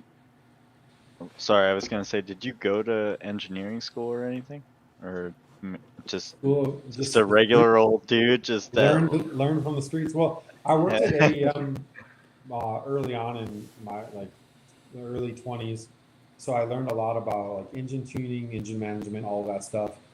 And they had I was able to like learn how to weld there because they had a bunch of, AEM was an intake company. Yeah. So they kind of like let me loose in their R&D space, and I built my first like intercooler and intake system for my Eagle Talon, my DSM back in the day. So I learned how to like TIG weld there, and then I hung out with Gary Steen, Steen Chassis, and he kind of gave me a lot of tricks on like welding, and then I pretty much just bought a Miller welder and started learning how to weld. And practice makes perfect. And watching people that are better than you and asking questions and all of that. And I'm by no means like the best welder, but I get it done. Yeah. Hey, you'll stick some stuff together. It Malik, looks pretty good. Yeah. Malik asks here, what motivated you to switch to carbon fiber fenders? Come on, is that even a question? It's carbon fiber. So no, there is some reasoning for that. One, Anderson came on board. Yep. Anderson Composites came on board, and they really stepped up. I was working with another company to develop a wide body for the Mustang, and it was just not very good follow through, and kind of put me in a bad place before the season started. And I contacted Anderson because it was a pretty new company at that point, and they didn't really have anybody representing them. So they literally replied with open arms, which was amazing. And I went down there for like a week, and we just designed a wide body. And they did the molds in house, and they literally like popped out a full wide body kit for me. And obviously, like their background is carbon, and with fiberglass, it doesn't really stay together like carbon. Carbon is so much stronger. Um, so if you do like a wrap over fiberglass, it kind of acts as like raw carbon, because the wrap Yeah. kind of gives it a little bit more support. Mm-hmm. But carbon, dude, you can literally like tap a wall, and it's pretty rare that the piece is going to come apart. Yeah. And then if you wrap carbon, dude, it's pretty. I mean, I've pretty much never like replaced body panels on my car. I would just touch up some vinyl or whatever, but you don't have like the back end coming apart like you do with fiberglass. So to me, you could get like a fiberglass wide body kit, and if you hit it hard enough, it's going to crack, and then you're going to be like fiberglass repairing, which I did a ton on my RX-7, and I was pretty proficient with that, because all we had was fiberglass. I mean, that was all the only options we had. Yeah. But with carbon, I mean, you got to pay a little bit more, but I totally think it's like worth the money, because you're not leaving half of your fenders on track. 100%. Daboog asks, I know I've asked JTP before about competing in Europe for Falcon, but what is the situation if there is one? Dude, I mean, I would love to go overseas and compete and send a Mustang, one of my cars over there. It would be an absolute blast. So just haven't had the opportunity yet. I don't know. I'm open to it. I would love to go to DMEC and run with those boys. I mean, they're all crazy talented over there. Oh, yeah. It would be awesome to drive with Peter again, and those Shanahan boys are rippers, and there's a ton of dudes. Like, all those dudes are so talented. I mean, it would be an absolute blast to just go and drive some new tracks. And I think all those dudes have like awesome driving style. Like, everybody's on each other's doors. Yep. I don't know. I think it's just different from FD. I kind of see it more as like style than speed. Although those cars are kind of becoming rocket ships now too. Well, they have different tires over there, and those they're tires lighter. real fast. Yeah. They got them cheater tires. They do have the cheater tires. And I don't think that there's a single American on the Drift Masters list this year. I mean, Well, Adam was. Adam's gonna Yeah, drive no, a I couple rounds, mean, but he's not in. He's not on like the full roster, right? Yeah, he's not doing a full season this year. Yeah, no, I don't. Well, I don't dude, I mean, they're- think about it. Like, that's a massive investment. I mean, That's a huge. just the logistical challenge. Mm-hmm. I mean, I think You almost of, like, have to any do a of the ride and guys- drive over there. I mean, I don't know, like Adam bringing his car over and trying to run a program. I feel like it's real tough. That's why he did have two. Yeah, that's wild. I mean, you think about any of the guys that have come over here, even like Eric O'Sullivan or Dean Kearney or Darren McNamara, Mhm. like all of those guys and James, Peter, like, I mean, I know I'm like missing quite a few, or even like Shanahan coming over like last year. Yeah. It's a lot. You're depending on people to, make sure your car's 100% when you're used to like kind of running your own stuff. Mm-hmm. And so that would be difficult. And there's a lot of trust. Like, if I was to send a Mustang over there and do competitions, I mean, dude, that's like $250,000 car I'm sending over, and I'm trusting that it's gonna be there when I show up. Yeah, and not be tampered with, or this, that, the other thing. Yeah, 100%. But I mean, I think if the right opportunity presented itself, like, I would love to do that. And honestly, I would be down to even, like, I'm not tied to driving a Mustang. Like, I could drive whatever I want. And my contracts, obviously I would talk with Falcon, but I don't think I'm, I don't know. It'd be a conversation. I would love to just stay on Falcon and drive over there, but I think it would be an awesome opportunity. I'd love to drive some of those tracks over there. Yeah. That brings a question of mine. What happened with Falcon for you? We got Field's perspective. When I know that you you just said like you kind of like quit after your major hit in Irwindale, but did you have plans after that hit to do it again another year, like FD another season, or Well, yeah. So like once? after that year, like I didn't. I mean, the plan was like rebuild the car, put the program together, run another year.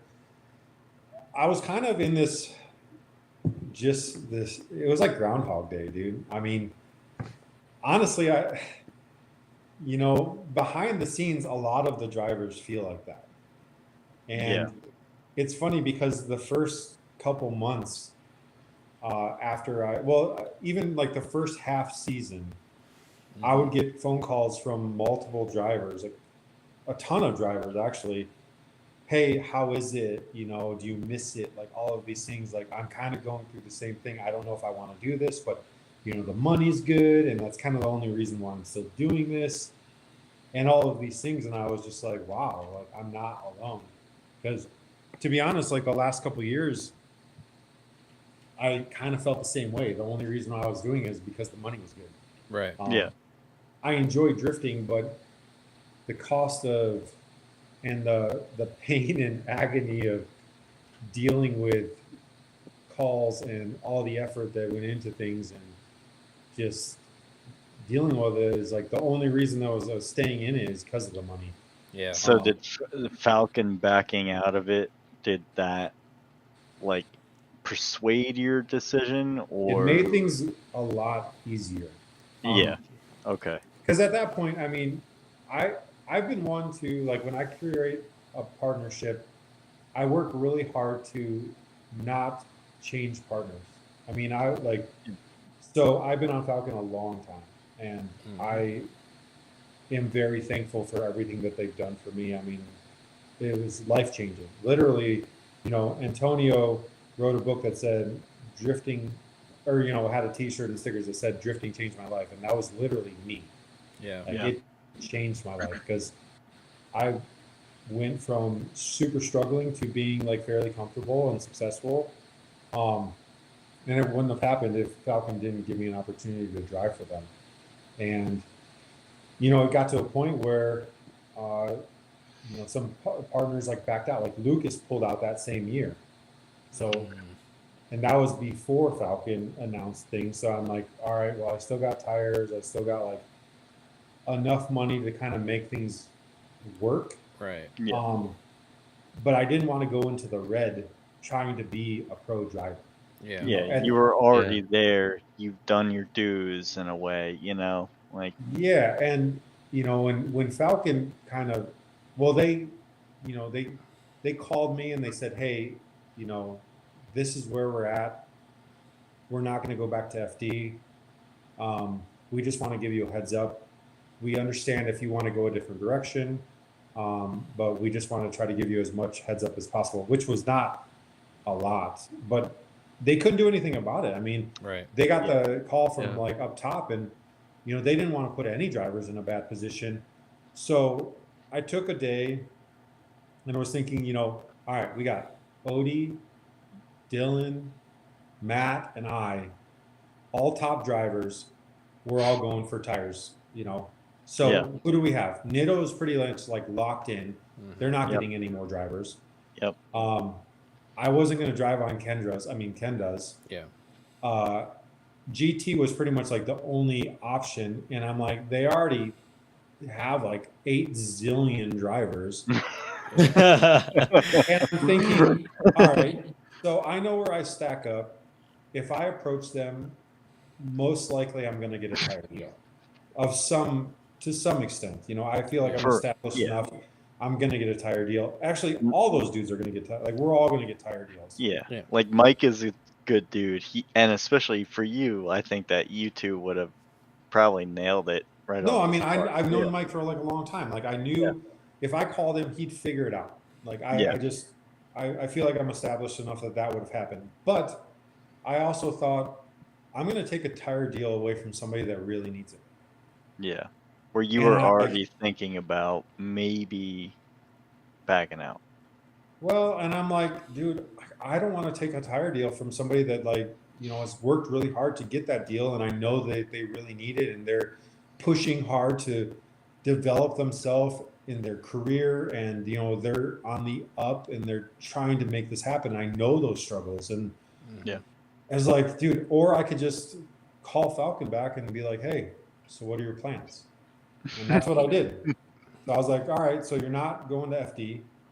What are your plans? They're like, well, we're probably going to do like the grid life stuff and probably do like 4 or 5 events and just focus on that, giving dealer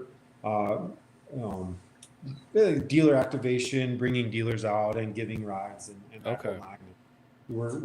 I look at the grid life schedule and I'm like, these look like dope tracks to go to. That looks like a lot of fun. And they're still transporting my car, supplying me with tires. I still get to rock the teal and blue. I still have that relationship that I've curated over the last 13 years. Yeah. Yep. That just looked like a smarter move. Then I'm not pissing off anybody that lost their tire deal, and then they'll be like, oh well. And I get it for like Matt, Odie, and Dylan. Oh. I don't fault them at all, because they hadn't been driving as long as I had. They're still pushing really hard. I don't know. I know that they all have something to prove, or accomplishments that they want to make. And like you said, it was the best. It was the best alternative. It was just the right timing. And honestly, like I feel like, I don't know. There's a verse that goes, "You can't change God's plans for your life." It's like Ezekiel or something. And at that point, dude, I was just like, "This is the plans for my life." Yeah. Yeah. And I didn't want to try to change them, because I just felt like just going with it, I mean, 100%. this is the hand that I'm dealt, and either I could struggle, I could create a new partnership, and then tell that story of like, no, these are the best tires you should be running now. Yeah. And I don't know, I just think brand loyalty goes a long ways. And I truly think like Falcons are like awesome drift tires. I enjoy driving with those tires. They rip, the car's tons of fun. Like that's what it's set up for. And I don't know, like I've always known that when I do like actually quit driving, like I want to be a Falcon driver. Like that's what I want to be known for. That teal and blue is like a legacy brand. And I don't know, like once you become that, I guarantee, Odie and Matt, it was hard for them the first year seeing their car different than teal and blue. 100%. Oh, 100%. Yeah. Because I had already been through that. Like 10 through 14, I was teal and blue. And then, they really like dialed back their program in 2015, and they didn't have a teal and blue car. And then they went back to teal and blue. And I wanted to be teal and blue again, because one, it makes it like figuring out your livery like so much easier, and it looks it's iconic. It is, dude. I mean, it really is. I mean, I could go back on my Forza 4 like screenshots somewhere if I could find them, and I designed like that teal and blue scheme on all of my stupid drift cars. When I was a little kid, that was like the drift car. Yeah, that I want was to drive a the teal and one. blue car one day. So why would you want to like end your career on something else when you've already established yourself with that? And I don't know, like I'm very brand loyal. Even when, so I was on like Weld Racing for quite some time, several years when I took over my program, and it was hard when there was some like miscommunication. There was some turnover in that company, and there was some miscommunication in their marketing department, that they literally still had budget for me, but the people that I was talking to weren't the right people, and they were kind of like leaving me high and dry.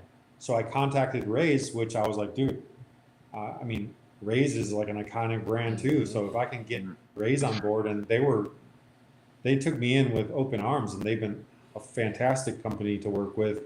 Yeah. So it's like, dude, I mean, I'm stoked with like the partners that I worked with. Yeah, that I continue to work with, the like car looks sick. having Rays wheels on a Mustang and being backed by Rays and Ford Performance and Falcon. I mean, yeah, you got Anderson still, right? Yeah. Yeah. All the partners that I work with. That car looks insane. Granted, my ask is a lot less now, because I'm not going through body panels and all of that. Still like wheels, like being able to have plenty of wheels to like mount up and Yep. taking it easy on the guys, changing tires and whatnot. But no, I'm really happy with like where I'm at and the partners that I like represent and the companies that I've aligned myself with. I find a lot of like brand value in working with top notch companies. 100%. Hell yeah. And all right, so we got a bunch of like questions in the chat here. We're kind of limited on time, so I'll kind of just run through these if we can, kind of quick. I mean, it's hard because it's all stuff we love. But Malik asks, do you like the styling of the S650? Do you see yourself building one in the future? Don't see myself building one. It's growing on me. I think it's cool. To be honest, I'm not a fan of the RTR kit at all. I don't like that style. I don't know. I like wide bodies that accentuate the factory lines. I mean, even like my RX-7 wide body that I developed that one day we'll come back out with. So anybody that's like waiting for that, like don't hold your breath, but one day it'll be available. 2030. Maybe. Yeah. Could be. Dude, Could trying be to find a a fiberglass guy or a composite guy in Utah is like impossible. And I just I've already talked with Anderson. So the plan is to get an RX-7 chassis and my molds and my fenders down to Anderson. And Anderson is going to develop fenders for me in the future, but that will happen someday. We're going to partner together and bring those FC fenders out. But going back to the styling, like if you look at the car from the side, the RX-7, like the wide fenders that I did, literally look like stock fenders. But you look at it from the front and the rear, it just looks like wide. Same thing with the Mustang, is the whole like approach to the S550 Gen 1 and Gen 2 basically was from the side I want it to look stock, but from the front and rear I just want the factory curves to be accentuated. I'm not a super fan of, I don't know, there's some of these companies that just do like really wild body kits. But I think that's more of like the old school JDM style where like sexy style and BN Sports and a lot of these companies, they just accentuated like the factory curves and lines of the car. Some of these guys, they just like, I don't know, just add whatever to the They just build A box around. yeah. I'm not The bushwhackers on yes, on, dude. Yeah. Exactly. 100% the bushwhackers. I couldn't think of the name for a second, but yeah. Oh, Every time I see that on I mean, the I know there's a lot of people like that style, but maybe I'm just not more me. like Not old me. school. Yeah, I'm just more like old school JDM style. Like, and obviously that's hard to do with American muscle car, but I feel like I still try to do that to some extent. 100%. Malik also asks, if you could return to FD with one driver as your teammate, who would it be? Probably Peter. Peter seems like he's such a fun dude to be around. Oh yeah. Matthew Blastrack. No. Yeah, I don't know. Or honestly, like, would be my son. Yeah. It would be super sick to have a 2-car Mustang program and like a father-son thing. I mean, I look at what Mike and Link are doing, and I mean, Mike Woodette's just on another level. That dude is just. Oh yeah.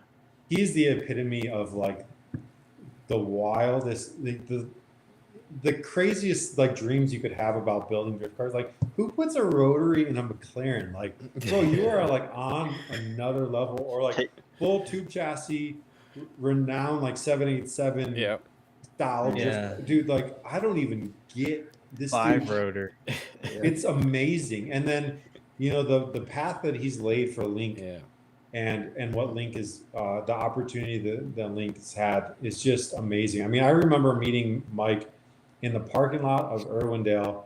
He had his camo BN blister, throttle body sticking out of the hood, and I had my little crappy RX-7 2-rotor Turbo 2 with a cool body kit, and chatting with him and establishing that relationship, and just seeing that dude roll up in like an open trailer in a tank top and some shorts, and now he's like building McLarens is just incredible. I mean, there's so many stories like that. Like Larry Chen coming out and meeting him at, Just Drift events, and him just having like a tiny little camera, and having his Canon and shooting photos, and fast forwarding to now he's like world renowned drift photographer or And motorsports photographer. yeah, I was gonna say beyond that Shooting now. for He's Haggerty. shooting for Nissan, Toyota. It's Haggerty, unreal. I mean, yeah. I like all those shots behind. I was gonna say all the shots all the behind you pictures are. in my office are Larry shots. I mean, him and his team are amazing. Like they do phenomenal work, and always. Is it true that the chicane at the start was because of him? Oh, I don't know. I've Where'd you heard hear that that it from? was because Why is that? because he wanted tighter tandems, Oh, so maybe. that way the photos would be better. Maybe. I wouldn't. I mean, I don't know. I That's funny. can't deny or verify that. That's the only thing that I've heard about where the chicane came from is because of Larry. I didn't know if that you knew. I don't. But, there's no way. Huh. Someone else probably just thought of it, but I maybe. don't I know, don't know. dude. I don't know. Hey, going back really quick. So, what did Matt say about with Falcon leaving? Like, what was his like? What's Well, he was just saying like he was bummed, like, and it was it was a dark day for him, and Yeah, he said that he got the phone call and he's like, "Wow, it's the big man. This could either mean really good or really shit." When Nick calls you, you're like, "This is either really good or not." So, and he's like, "Well, I haven't done anything really bad, so it's like this should be good." But ultimately, yeah, no, it was the call of like we did everything that we could, and I think Matt took that as a sense of, well, he wanted to continue his career in FD. Of course. I mean, all three of those dudes, without a doubt. I mean, they're killing it. Mhm. They got like good partners. Like they got big deals. Odie's like trying to get that championship and has just been the runner-up forever. Biting at it. I know he's gonna get it, dude. Like any three of those dudes could win a championship, honestly. And I know how much it would mean to any of those guys, and especially Odie. He's been so close, and yeah, I really hope he does it, dude. I do too. I hope all those dudes. I mean, honestly, it's funny because now that I'm not involved, I definitely have like my favorite drivers, and Oh yeah. most of those drivers are like past teammates. Yeah. And I mean, I'm a big Osbo fan. I love watching him drive. I honestly, there's a lot of guys I root for, so it's hard to when guys line up against each other. I'm like, man, I kind of want both these guys to win. This sucks. It's like, yo, just both of you do sick shit. I know the effort that it takes to get there. So watching any of these guys, and dude, if they get a bad call, I'm like, come on, like. I know it doesn't affect you, but like it affects everybody. Like all these guys that are pushing so hard to put on a show. Mhm. You guys got to be on point, and you can't be apologizing about making a bad call. Or they don't. It's not like RC drifting, where it's like it's $10 to go on the track. It's like 10 grand to be there. Yep. Yeah. No, it's Yeah. true. I mean, Every local lap is- serial literally has a question. He's like, "What is your ideal judge setup for a drift competition?" Oh man, I don't know. So I judge a lot of like RC comps with my buddy Arturo, and we try to really keep things simple. I mean, we don't have any like digital scoring or anything. I mean, we're like marking on a whiteboard throughout the entire run, different points in the track, angle and style. And we're breaking up like. He judges line and style, and I judge angle and style. So we're looking at certain things, and I think it's, a pretty good way of judging it. And then when it comes to tandem, we always go back to that sliding scale, and we tell each other what our opinion of that sliding scale is. Like that's old school, like D1 style. So it's like Yep. 7-3, 8-2, 5-1/2, 4-1/2, 6-1/2, 3-1/2. Okay. You know, that's a 9-1 advantage. Yeah. And then at least that point, you're like, you've kind of like stated it, and you know going into the next run, all right, this dude has advantage. This other guy better like throw down. Yeah. Or it's like very marginal. And, you know, if it's again a marginal run, then let's see it again. Yeah. And I know for the judges and maybe for the run of show, it's not good, but I think most of the time, like people want to see good tandem battles. I mean, if it's 100%. like 10-0, 10-0, and then it's like one more time and it's like 10-0, 10-0, it's like, dude, can you not spin out? Nobody wants to see that. Yeah. But Yeah. but when it's like, you know, 6-4 or 5-1/2, 4-1/2 is like, dude, let's see that. Let's run it again. Like, let's run it again. Like, granted, there's a lot more cost into it and like wear and tear, and tire manufacturers like investing in the tires and all that stuff. So it's tough. Like, I don't have an end all answer. I do think that I know enough about drifting, and I have enough understanding of the driver's perspective, which to be, I think that the biggest miss is the lack of driver's perspective in the judge's stand. Okay. Yep. Or announcer's stand for that matter. I don't think Yeah. any of those dudes, I mean, don't take it the wrong way, but none of Yeah. them have a clue about like what it's like to be in the driver's position, because they never have. It's easy to look from the stands and watch the run and be like, oh, well, you know, I expected this or I expected that. Or, Yeah. you know, he should have done. It's like, dude, you have no idea what it's like to rein in this like 1,000 horsepower monster car that wants to like kill you if you lift off the throttle, and you expect me to be 2 inches away from this dude's door, 2 inches away from this wall, going 85 through this corner, and do that every single time perfectly. Yeah. And I do feel like that Reese is a nice breath of fresh air into the judge's stand, because he there does was have some definitely seat time. points in, and I like how you can kind of tell what judges are what. Yeah. Because Yeah. the rounds that I did watch, which to be honest was few and far between, because it's hard for me to watch them. I mean, I won't lie. I wouldn't be much of a spectator for FD rounds. It's on the live hard. stream. I'm sorry. I usually watch like after the runs, or like I go back after, and I'll just watch, so I can like fast forward and just watch the runs and that sort of thing. I don't need to hear explanation of like what's going on. I just I can judge for myself like what's going on. But I can say that I did agree with some of Reese's calls where the other judges went different directions. Yeah. And I definitely saw what Reese saw on multiple occasions. So I get that. Yeah, I feel like that he definitely is going to be a little bit of an outlier of a judge, where most just see the cookie cutter type stuff and go with the flow.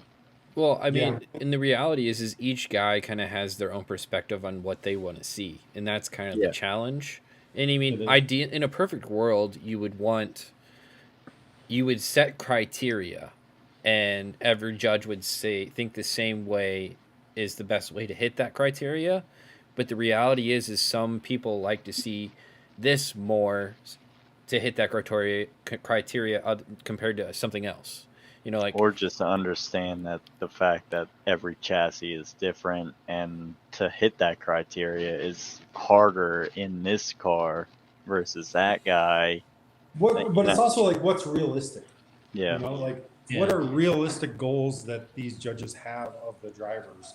And I think there's also a lack of not appreciation, a lack of respect between the two. I agree with that. I don't think that the judges respect what the drivers bring to the table.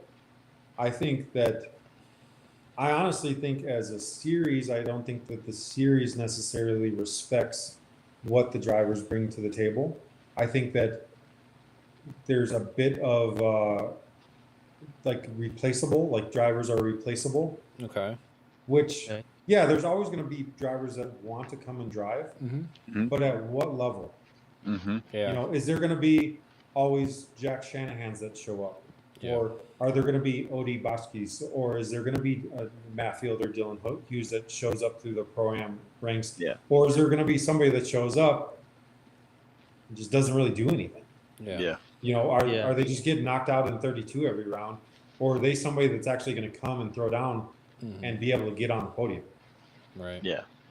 Yeah. So, There's always yes, a drivers mass are fill the seat. replaceable, Yeah. but you know, there's not every day that you get people coming in that are like throwing down. You know, it's very familiar faces on the podium. I mean, I got to give it up. Like Adam coming in, I didn't know what to expect, but dude, he got a lot of people up. Like that kid can drive. Granted, he drives a ton, but he can drive different chassis, and you know, he earned my respect. Like he can get it. Like, and I appreciate that because it's not easy getting on the podium at that level. I mean, Travis Reeder, Dylan, like, you know, these guys have come up through the Pro-Am ranks and have thrown down, but not everybody does that. There's a lot of people that try. There's a lot of people that can't even get past Pro Spec. That's true. Or they do well in Pro Spec and then they get handed in Pro 1. It's a big jump. It is. Oh, well, yeah. I mean, there's just you know, they come in like talking big game, and then it's like, bro, like, what's up? I mean, about that like disconnect part. Do you think like I want your opinion on like I guess the judging, I guess format this year, sort of. So like, you know, like they threw a lot of the rules out of the rule book this year, and it's a lot more, in my opinion, vague. Do you think like the vagueness and kind of openness of the rules now in FD has made, you know, kind of a disconnect between the drivers or just like the quality of driving, that sort of thing? Like, what's your opinion on, I guess, the rule book change from 24? So I think that they try to make it vague so they can't be put into a box. Because there's definitely certain drivers that try to put the drivers or the judges into a box so they know, all right, if I check these boxes, then I know that I'm going to get a good score. And I don't think the judges want to be in that box. I know there was, I mean, it's been 2 years since I've been in a driver's meeting, but I also heard that the driver's meetings didn't go very well. And to touch base back on kind of what I was saying is like, I don't think that the judges respect the drivers, but I know that the drivers don't respect the judges. And that's a problem because if you don't respect people, then it's hard to like appreciate what they bring to the table. So I think there's a big disconnect there, and that's something that I thought that. So the first year that I didn't drive, I actually approached Ryan Sage about judging, and he talked to me for a bit about it and never got back to me. But I know it's probably because I'm a strong opinioned, and I probably would be hard to control, or whatnot. And I mean, I may pop off here and there, but I thought that one thing that I would bring to the table is like all the judges may, or all the drivers may not like me, but I think the majority of them would respect me. So, but then I also would have compassion for all of them and what they bring to the table and how much work it is. So I would have realistic expectations of what I thought they should be able to do. And if there was any changes in course or any of that, I would have a different perspective on like, hey, is this like a good change for the drivers, or is this just a good change for the series? Right. Like, dude, like that whole K-Rail thing in St. Louis, you got to be kidding me. Because they don't want their grass ran over from the track. I'd be like, then we're not going to do this because we're putting all of these cars in danger. And this isn't, I mean, they like, that track was already super narrow and you're expecting a little bit of runoff, and then you're getting away from that. Just, honestly, like St. Louis was one of my least favorite tracks. That track was terrible. And they made it even worse. A lot of people. And then if you think about the last outer zone where you hook it into a decreasing radius. Terrible. Like, dude, I don't know. So like them being, I know it's kind of like out of Formula D's control, they got just dealt those cards, but Yep. still, like, make some adjustments to the track. Like, maybe not have a complete outer zone or change something to like protect these drivers, because the judges, they don't have to work on the cars or like make sure the cars are ready for the next like stop in the circus, but all of these drivers do. Yeah. And writing off a car, I mean, granted, if Adam didn't have the resources that he has to rebuild a car in that period of time, is tough. I mean, Yeah, he did a kickflip and he also mollywopped that other wall. yeah, dude. Yeah. I mean, that's tough, and not everybody. There's a lot of drivers that would not have been able to bounce back from that. Yep. Yeah. 100%. I can only imagine the pro spec guys, because there are a few sure. pro spec Yeah. dudes who hopped over the K rail and Kelsey just, Rawlings, literally first run out, right? Mhm. yeah, and it's And just it- like, Or second run, I think it was. Yeah. And she just straight up did a 50-50 on that thing. Yeah, maybe not do that at a prospect event. yeah, exactly. That's You why know, prospect maybe doesn't maybe run- put the outer zone like a little box at the end of the K rail, and it's like, all right, you touch your maybe tail. put the K rail on go. the grass, so like, Yeah, you know, Yeah. if you are gonna go off track, then you hit the K rail, or I don't know. yeah. I mean, That's what I that's why thought they were prospect gonna doesn't do. run Long Beach, because the carnage would be unreal. No, yeah. Yeah, There Yeah. would be no rest of the season for Prospect if they did long. half the field would just be gone. It'd be Can like, you all right, well, we have imagine, the like, how top much 8 carnage there here. would be? We have Connor O'Sully versus. Yeah, I know, right? Hey, that dude's a ripper. Connor O'Sully is a ripper. Yeah, Are there any yeah. guys He really you- got my attention this last year. Yeah. Who are you most excited for this year, you think? I don't know if you've seen any of the lists that. No, I didn't pay. What, like, is there new drivers coming in, or Well, like educate obviously me. you got TLO, Connor O'Sully, and Ostamata all jumping up. You have Jack Shanahan that looks like he's coming in. You have Luke Fink. I don't know which car he's driving, but he is driving, I'm pretty sure. Which I'm really curious to see how Luke does, because I've seen him in a couple different competitions and he's always been nuts. I'm trying to think. I think Daigo. Daigo, I Daigo's think, is coming back. coming back. Might be. Daigo Saito? Yeah. Yeah. Is Really? it official? He's gonna be for I thought Jerry it's on the Yang. list. Was it not on the list? It I was thought on it the was list. on the list. It was on was? the list. Yeah. It was on the list. There's I think rumor. I think Daigo's going to be in for a rude awakening. Definitely. Yeah, gonna I be do. Jerry. Yeah. Oh yeah. Because honestly, like, Can't his cut the line dominance- anymore.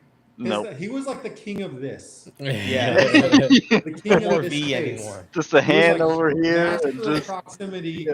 angle none. Yeah. Yeah. and he just Handbrake. chased everybody around like this. And that always bugged me, because it was like, dude, I mean, he's just like left foot braking, like spearing everybody. Like, I don't know. That's He ain't even left foot braking, dude. He's just handbraking, fucking just like let. Palm Beach, he was like running over cones. He literally like went 4 tires off around this cone and won the battle. I'm like, what is going on? Like, are these judges blind? He brake checked me in Palm Beach and got the win. Yeah. I was just like, what? It was like the Daigo effect. But I don't know. I mean, yeah, like there's definitely sounds like there's some rippers, and I'm not like hating on Daigo. I mean, Oh yeah. I'm sure he'll do all right, but I don't think there's going to be the Daigo dominance like there once was. Yeah. I would be surprised. Like, if he does, that would be fantastic for him. Like, I hope he proves me Yeah. wrong. The kid But- I'm most interested in next year is probably Manoa, just because, like, I just want to see if his driving style changes at all, or if it's going to be the same this year. What, like, how so? Just the way the way that he changes his speed. So like how his leads are much slower than his chases are. Oh yeah, I've heard that. Actually, I've had quite a few people like mention that to me. Yeah, a lot of the like, drivers are not big fans of it.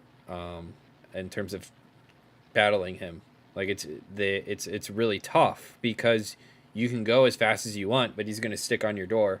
But then you try and follow him, and you can't because he goes so much slower. You know. Yeah, I mean that's a pretty strategic approach, and it's so. Are the judges not like catching that? No, they're It's- not dinging him on it because he's not he's doing not anything He's doing it very inherently wrong. smoothly. Like He's getting to all the yeah. zones. It's Like it's at Yeah. Seattle, he was like 2.5 seconds slower than everyone else, like when he's in the lead. But he's not doing anything wrong.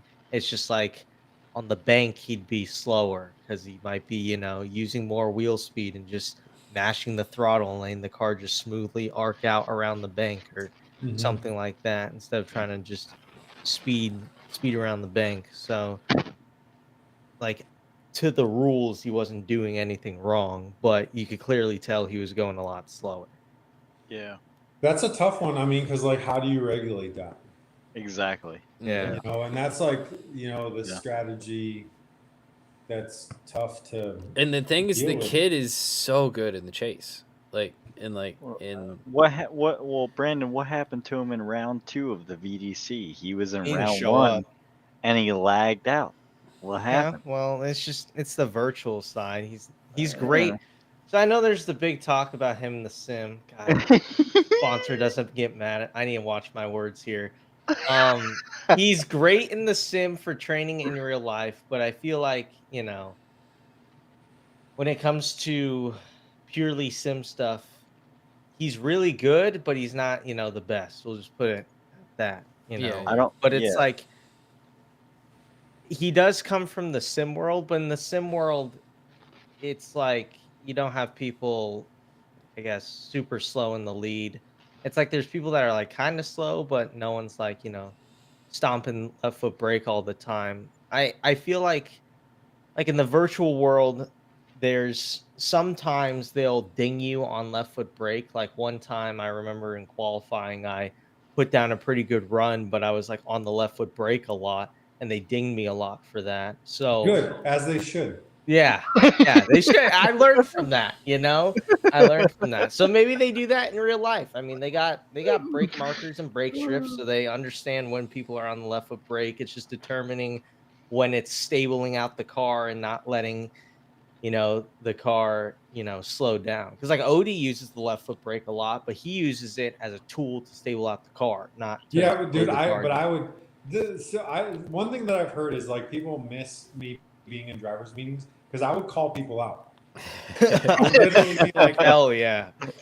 left foot braking is in the drivers meeting, and people love that. But I mean, I don't know. Like in the lead, I never left foot brake. There's no need. I mean, slow down with angle, God or damn. maybe don't hook up the car so much that you feel like you have to left foot brake to keep the car rotated. I mean, that's what's going on, is that everybody hooks up their car so much that they have to left foot brake to keep the car from just going straight into the wall. yeah. Yeah. Instead of like just getting like a little bit looser and having the car being able to rotate and not just sitting on the left foot brake. I mean, that's just where the sport is at. Yeah. And I don't like it. I don't like the fact that there's a lot of people that will left foot brake. I think it looks terrible when that's like I'm gonna see myself out. No, it's just honestly, maybe I'm just like too traditional, and I don't like seeing a smoke line off the front tire in a lead run, dude. Like, there's no need. In the chase, I get it. If you're trying to like slow the car behind a car that's going slower than you, I get that, and that's a tool that you have to make an adjustment. But I truly believe in a lead run, there should be massive deductions for left foot braking, because you should be flat out slowing the car down with as minimal like handbrake, or like mainly just trying to use angle to slow the car, catching the car on throttle and driving through. And I know there's a lot of drivers that feel that same way. Yeah. No, it's tough because it's a way riskier way to drive when you're going max angle to max angle instead of just like using a left foot brake just to slow down. But I mean, it should be rewarded in my opinion. Like when you are able to accomplish that kind of stuff. Right, and I think that should be the X factor that they talk about, but I don't think they really reward me. Right. Yeah, it's tough. We are past the 2 hour mark actually, but it's all good. I do want to ask our I final. knew that my questions on the list were like bad. I actually went to send the following text. I was gonna Yeah. say that my questions were gonna be better when it was live because I like just because of like listening like in the corner while JTP fucking talks to Matt on the phone. I'm like, all right. I'm like, all right. I'm a fan. I like that guy. Yeah, no. Well, I appreciate But- you coming on, but I do have one more question, and it's Yeah. I need your best Andy Luck story that you can legally tell. Oh boy, I don't know. Andy's actually been really good to me over the years. I never, um, I haven't really ever been on his bad side because I know like you don't. That's just not where you want to go. Yeah. But funny story is, I lived in Long Beach, super broke with my wife. We had like I don't know, maybe a 300 square foot studio apartment. Wow. Didn't have any laundry or place to do laundry. Was going to like the laundromat or whatever, Yeah. and they're like just struggling drifter. Yeah. And Andy Luck used to let me come over and do my laundry at his house. Wow. Wow. So I'm good with that. I'm good with Andy like that. That's crazy. I That's mean, to be honest though, I feel like it's a common story I hear is he's helped out so many people along the way. He has. You know, you just like just do the right thing around that guy, and you won't have an Andy Luck story. If you're an idiot or do some dumb stuff, Yeah. he's gonna let you know. Mm-hmm. Like I don't know. There's been I can't remember who. Oh, actually, I think I do remember who it was now. Somebody like literally like pulled their truck up into the will call, like right up by the girls. Oh, And wow. like Cassidy and like all the girls, you know, they're just trying to like get stuff done. Well, somebody like pulled their truck all up in there, jumps out, and is like, hey, I need my credentials, blah blah blah. It's like, dude, just park in the parking lot like everybody else. like a regular Walk Christmas. up and wait in line if you gotta wait in line. Like everybody's in the same position. But Andy like went off the handle on that dude. I just laughed about it because it's like, well, yeah, what do you expect? Yeah, yeah. You know, don't mess with the will call girls, Mm. and don't do dumb stuff in the pits or on the track or any of those places, and you won't have an Andy Luck story. Right. That's right. This is true. But it wait, is cool just to see how far back he goes. And Are you on the no-fly list for golf carts? No fly? What do you mean? What's that? that means no, AKA. he is not on the no-fly list. Yeah, no. Well, For what? Grid life or for? no. All right, you didn't have to specify. Are you allowed golf carts at Grid Life? Since you said it. Since you said it. You know the answer to that. Is that a yes? I hope No, yes. no, I no. didn't think so. I didn't definitely- think so either. I require supervision. We got some stories though for Grid Oh, Life golf yeah, cart. we do. Oh my gosh. We have some stories for Grid Life golf. But hey, you know what? Sometimes, well, not anymore, but they used to give us golf carts, and it was pretty much it was like, you know, you knew what was going to happen. That's Mhm. that's why you have us little guys that could get the golf carts, and then we use it together. That's just what happens. And usually they have somebody that tries to chaperone it, but it always ended up When there's good, 20, but- when there's 26 chaperones on one golf cart, you know, who the fuck cares? You know, usually there was a minimum of 10 to 12 people per golf cart. Yeah, Oh that's man. about the normal capacity for a Right, ride. it's fine. It's fine. Don't worry about it. Yeah, it's a good normal. time. It's normal. It's normal. It's all good. Oh, but yeah, man, I appreciate you coming on. Like this has been fun. It's Oh, definitely good Good- chatting with you guys. Thanks Yes. for bringing up some good memories and all that. well, I It's a mean, the pleasure reality actually is really chatting with you, other than just like eavesdropping through the phone through Matt. So. Well, honestly, I think that's one thing. Like, I'm not the easiest approachable person, and so I think a lot of people have a different opinion of me, or like I guess, idea of me. But Yeah. on the other hand, too, is you got to think about it. At the racetrack, I'm there to do a job, and I'm a Yeah. team owner, driver, mechanic, fabricator, like all of these hats that I'm wearing. So it's kind of hard for me to just stop what I'm doing and What's up, bro?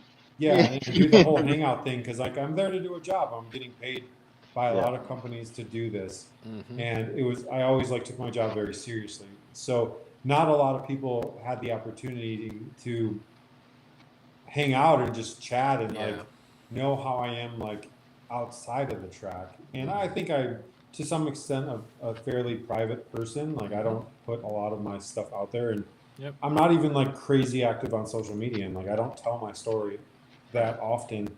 But I think stepping away from FD and it not being as stressful and not having those responsibilities or any of that, I think I'm trying to just show people like, hey, I'm not as a big of a dick as you think I might be. Definitely never thought that, but it definitely like solidified that you are more of a real human.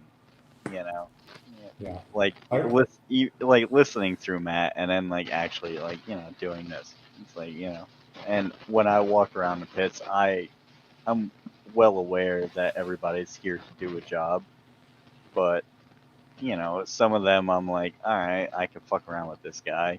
This guy looks like he's a little more intense right now. Like I'm not even gonna try to put my nose into that. So, Right.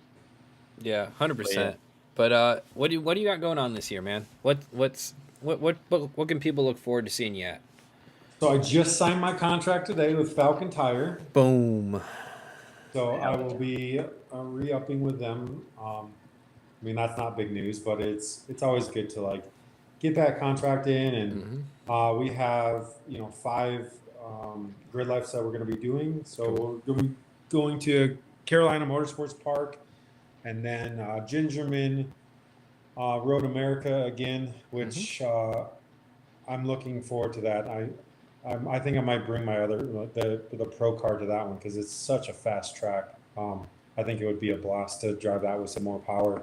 Or it depends. I mean, if the demo cars gets the new engine and everything that we're planning, I might just do that. But and then Lime Rock again, and then of course Laguna, and then I believe that we're going to be going back with Optima and doing the Optima Unleashed at SEMA again.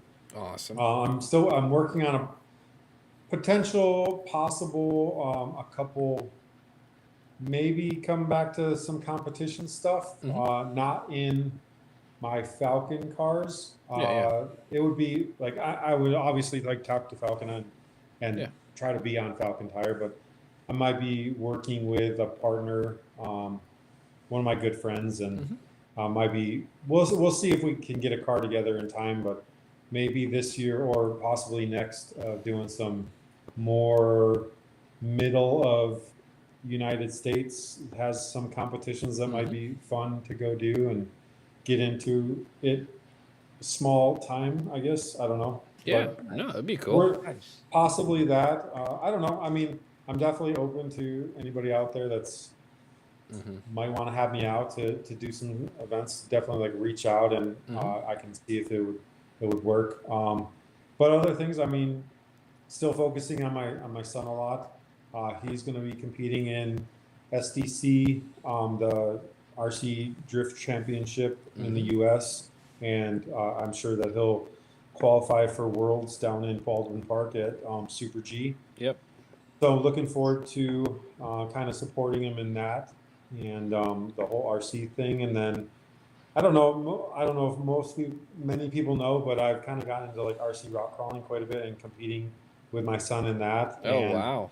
I'm actually going to be hosting like a 7-round RC rock crawling series here in northern Utah, and I'm designing like I designed my own RC rock crawling chassis and selling them, and enjoy just having fun with my son and doing all that. And then so it's like I'll be doing a lot of like full size rock crawling. Yep.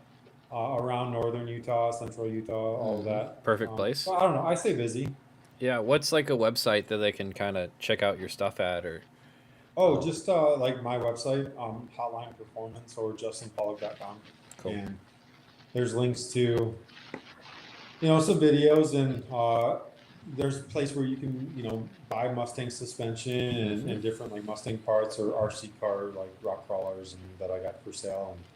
And yeah, so just kind of enjoying doing a bunch of stuff. It was just, I stay busy. I mean, there's so much stuff to do in northern Utah, like backpacking, hiking, rock crawling, side by side, fishing. Dude, it's an awesome place. Lots to do, but don't move here because We don't want more of you. Awesome. All right, Herbie, Brandon, you got any more competitions to lose? Sunday. Oh boy. Rude. What track is this? I do. It's stupid. It's it's not even a competition track, dude. What is it though? It's like Sequoia Mountains or something. Sounds Dude, adventurous. It's not like a mount. It's a whole circuit course, but it's I don't know, dude. I wouldn't compete here, but I'm going to on Sunday. So Gotta get the seat time. I gotta get the seat time. I gotta get the idea of being in the zone. My throttle is not working correctly. When I push it all the way down, it does this. So like, imagine this is all the way down. It's doing. Oh. So it's what pedals are you using? I've got a full Logitech G920 piece of shit, 250. Sounds like that's your problem. Yeah, that's great, dude. I got like 1,000 hours on this bad boy. I tried blowing some air into it and everything, so I'm gonna try to vacuum it out this time. Maybe there's So some what's Brandon? What's like a good setup? Sim Magic stuff is good for the price. Love me some good old Sim Magic stuff. That's what I have down here. Yeah, especially Huh? at this point. Are you sponsored by them, or did you buy it? This is all sponsored, but I also sell their parts. And I buy their parts too. I gotta do it all, dude. I gotta do it all, but it's okay. No, I heard Sim Magic stuff is good. We have one of their, what's it called? Where the steering wheel is, like, what's the name The of that? base. Yeah, the base. Like we have a Base. Sim Magic, like the FD spec base, Yeah, Nice. which I heard is like pretty much like the most important thing. 'Cause Especially- It is. that's Yes. where all your feedback is. And especially we now. got some like thrust master pedals and shifter, which are like all Yeah. right. They're all do their right. job. Yeah, they do the job. I would much rather Thrustmaster pedals on a shifter than Hey, you Yeah. know, you gotta start somewhere. we're here on this. Yeah, start Yeah. somewhere. Yeah. On You gotta this. start somewhere. What do you? Yeah, 1,000 hours in. Yeah, I'll get my sponsorship from Boundless Racing one of these. All right, let's relax.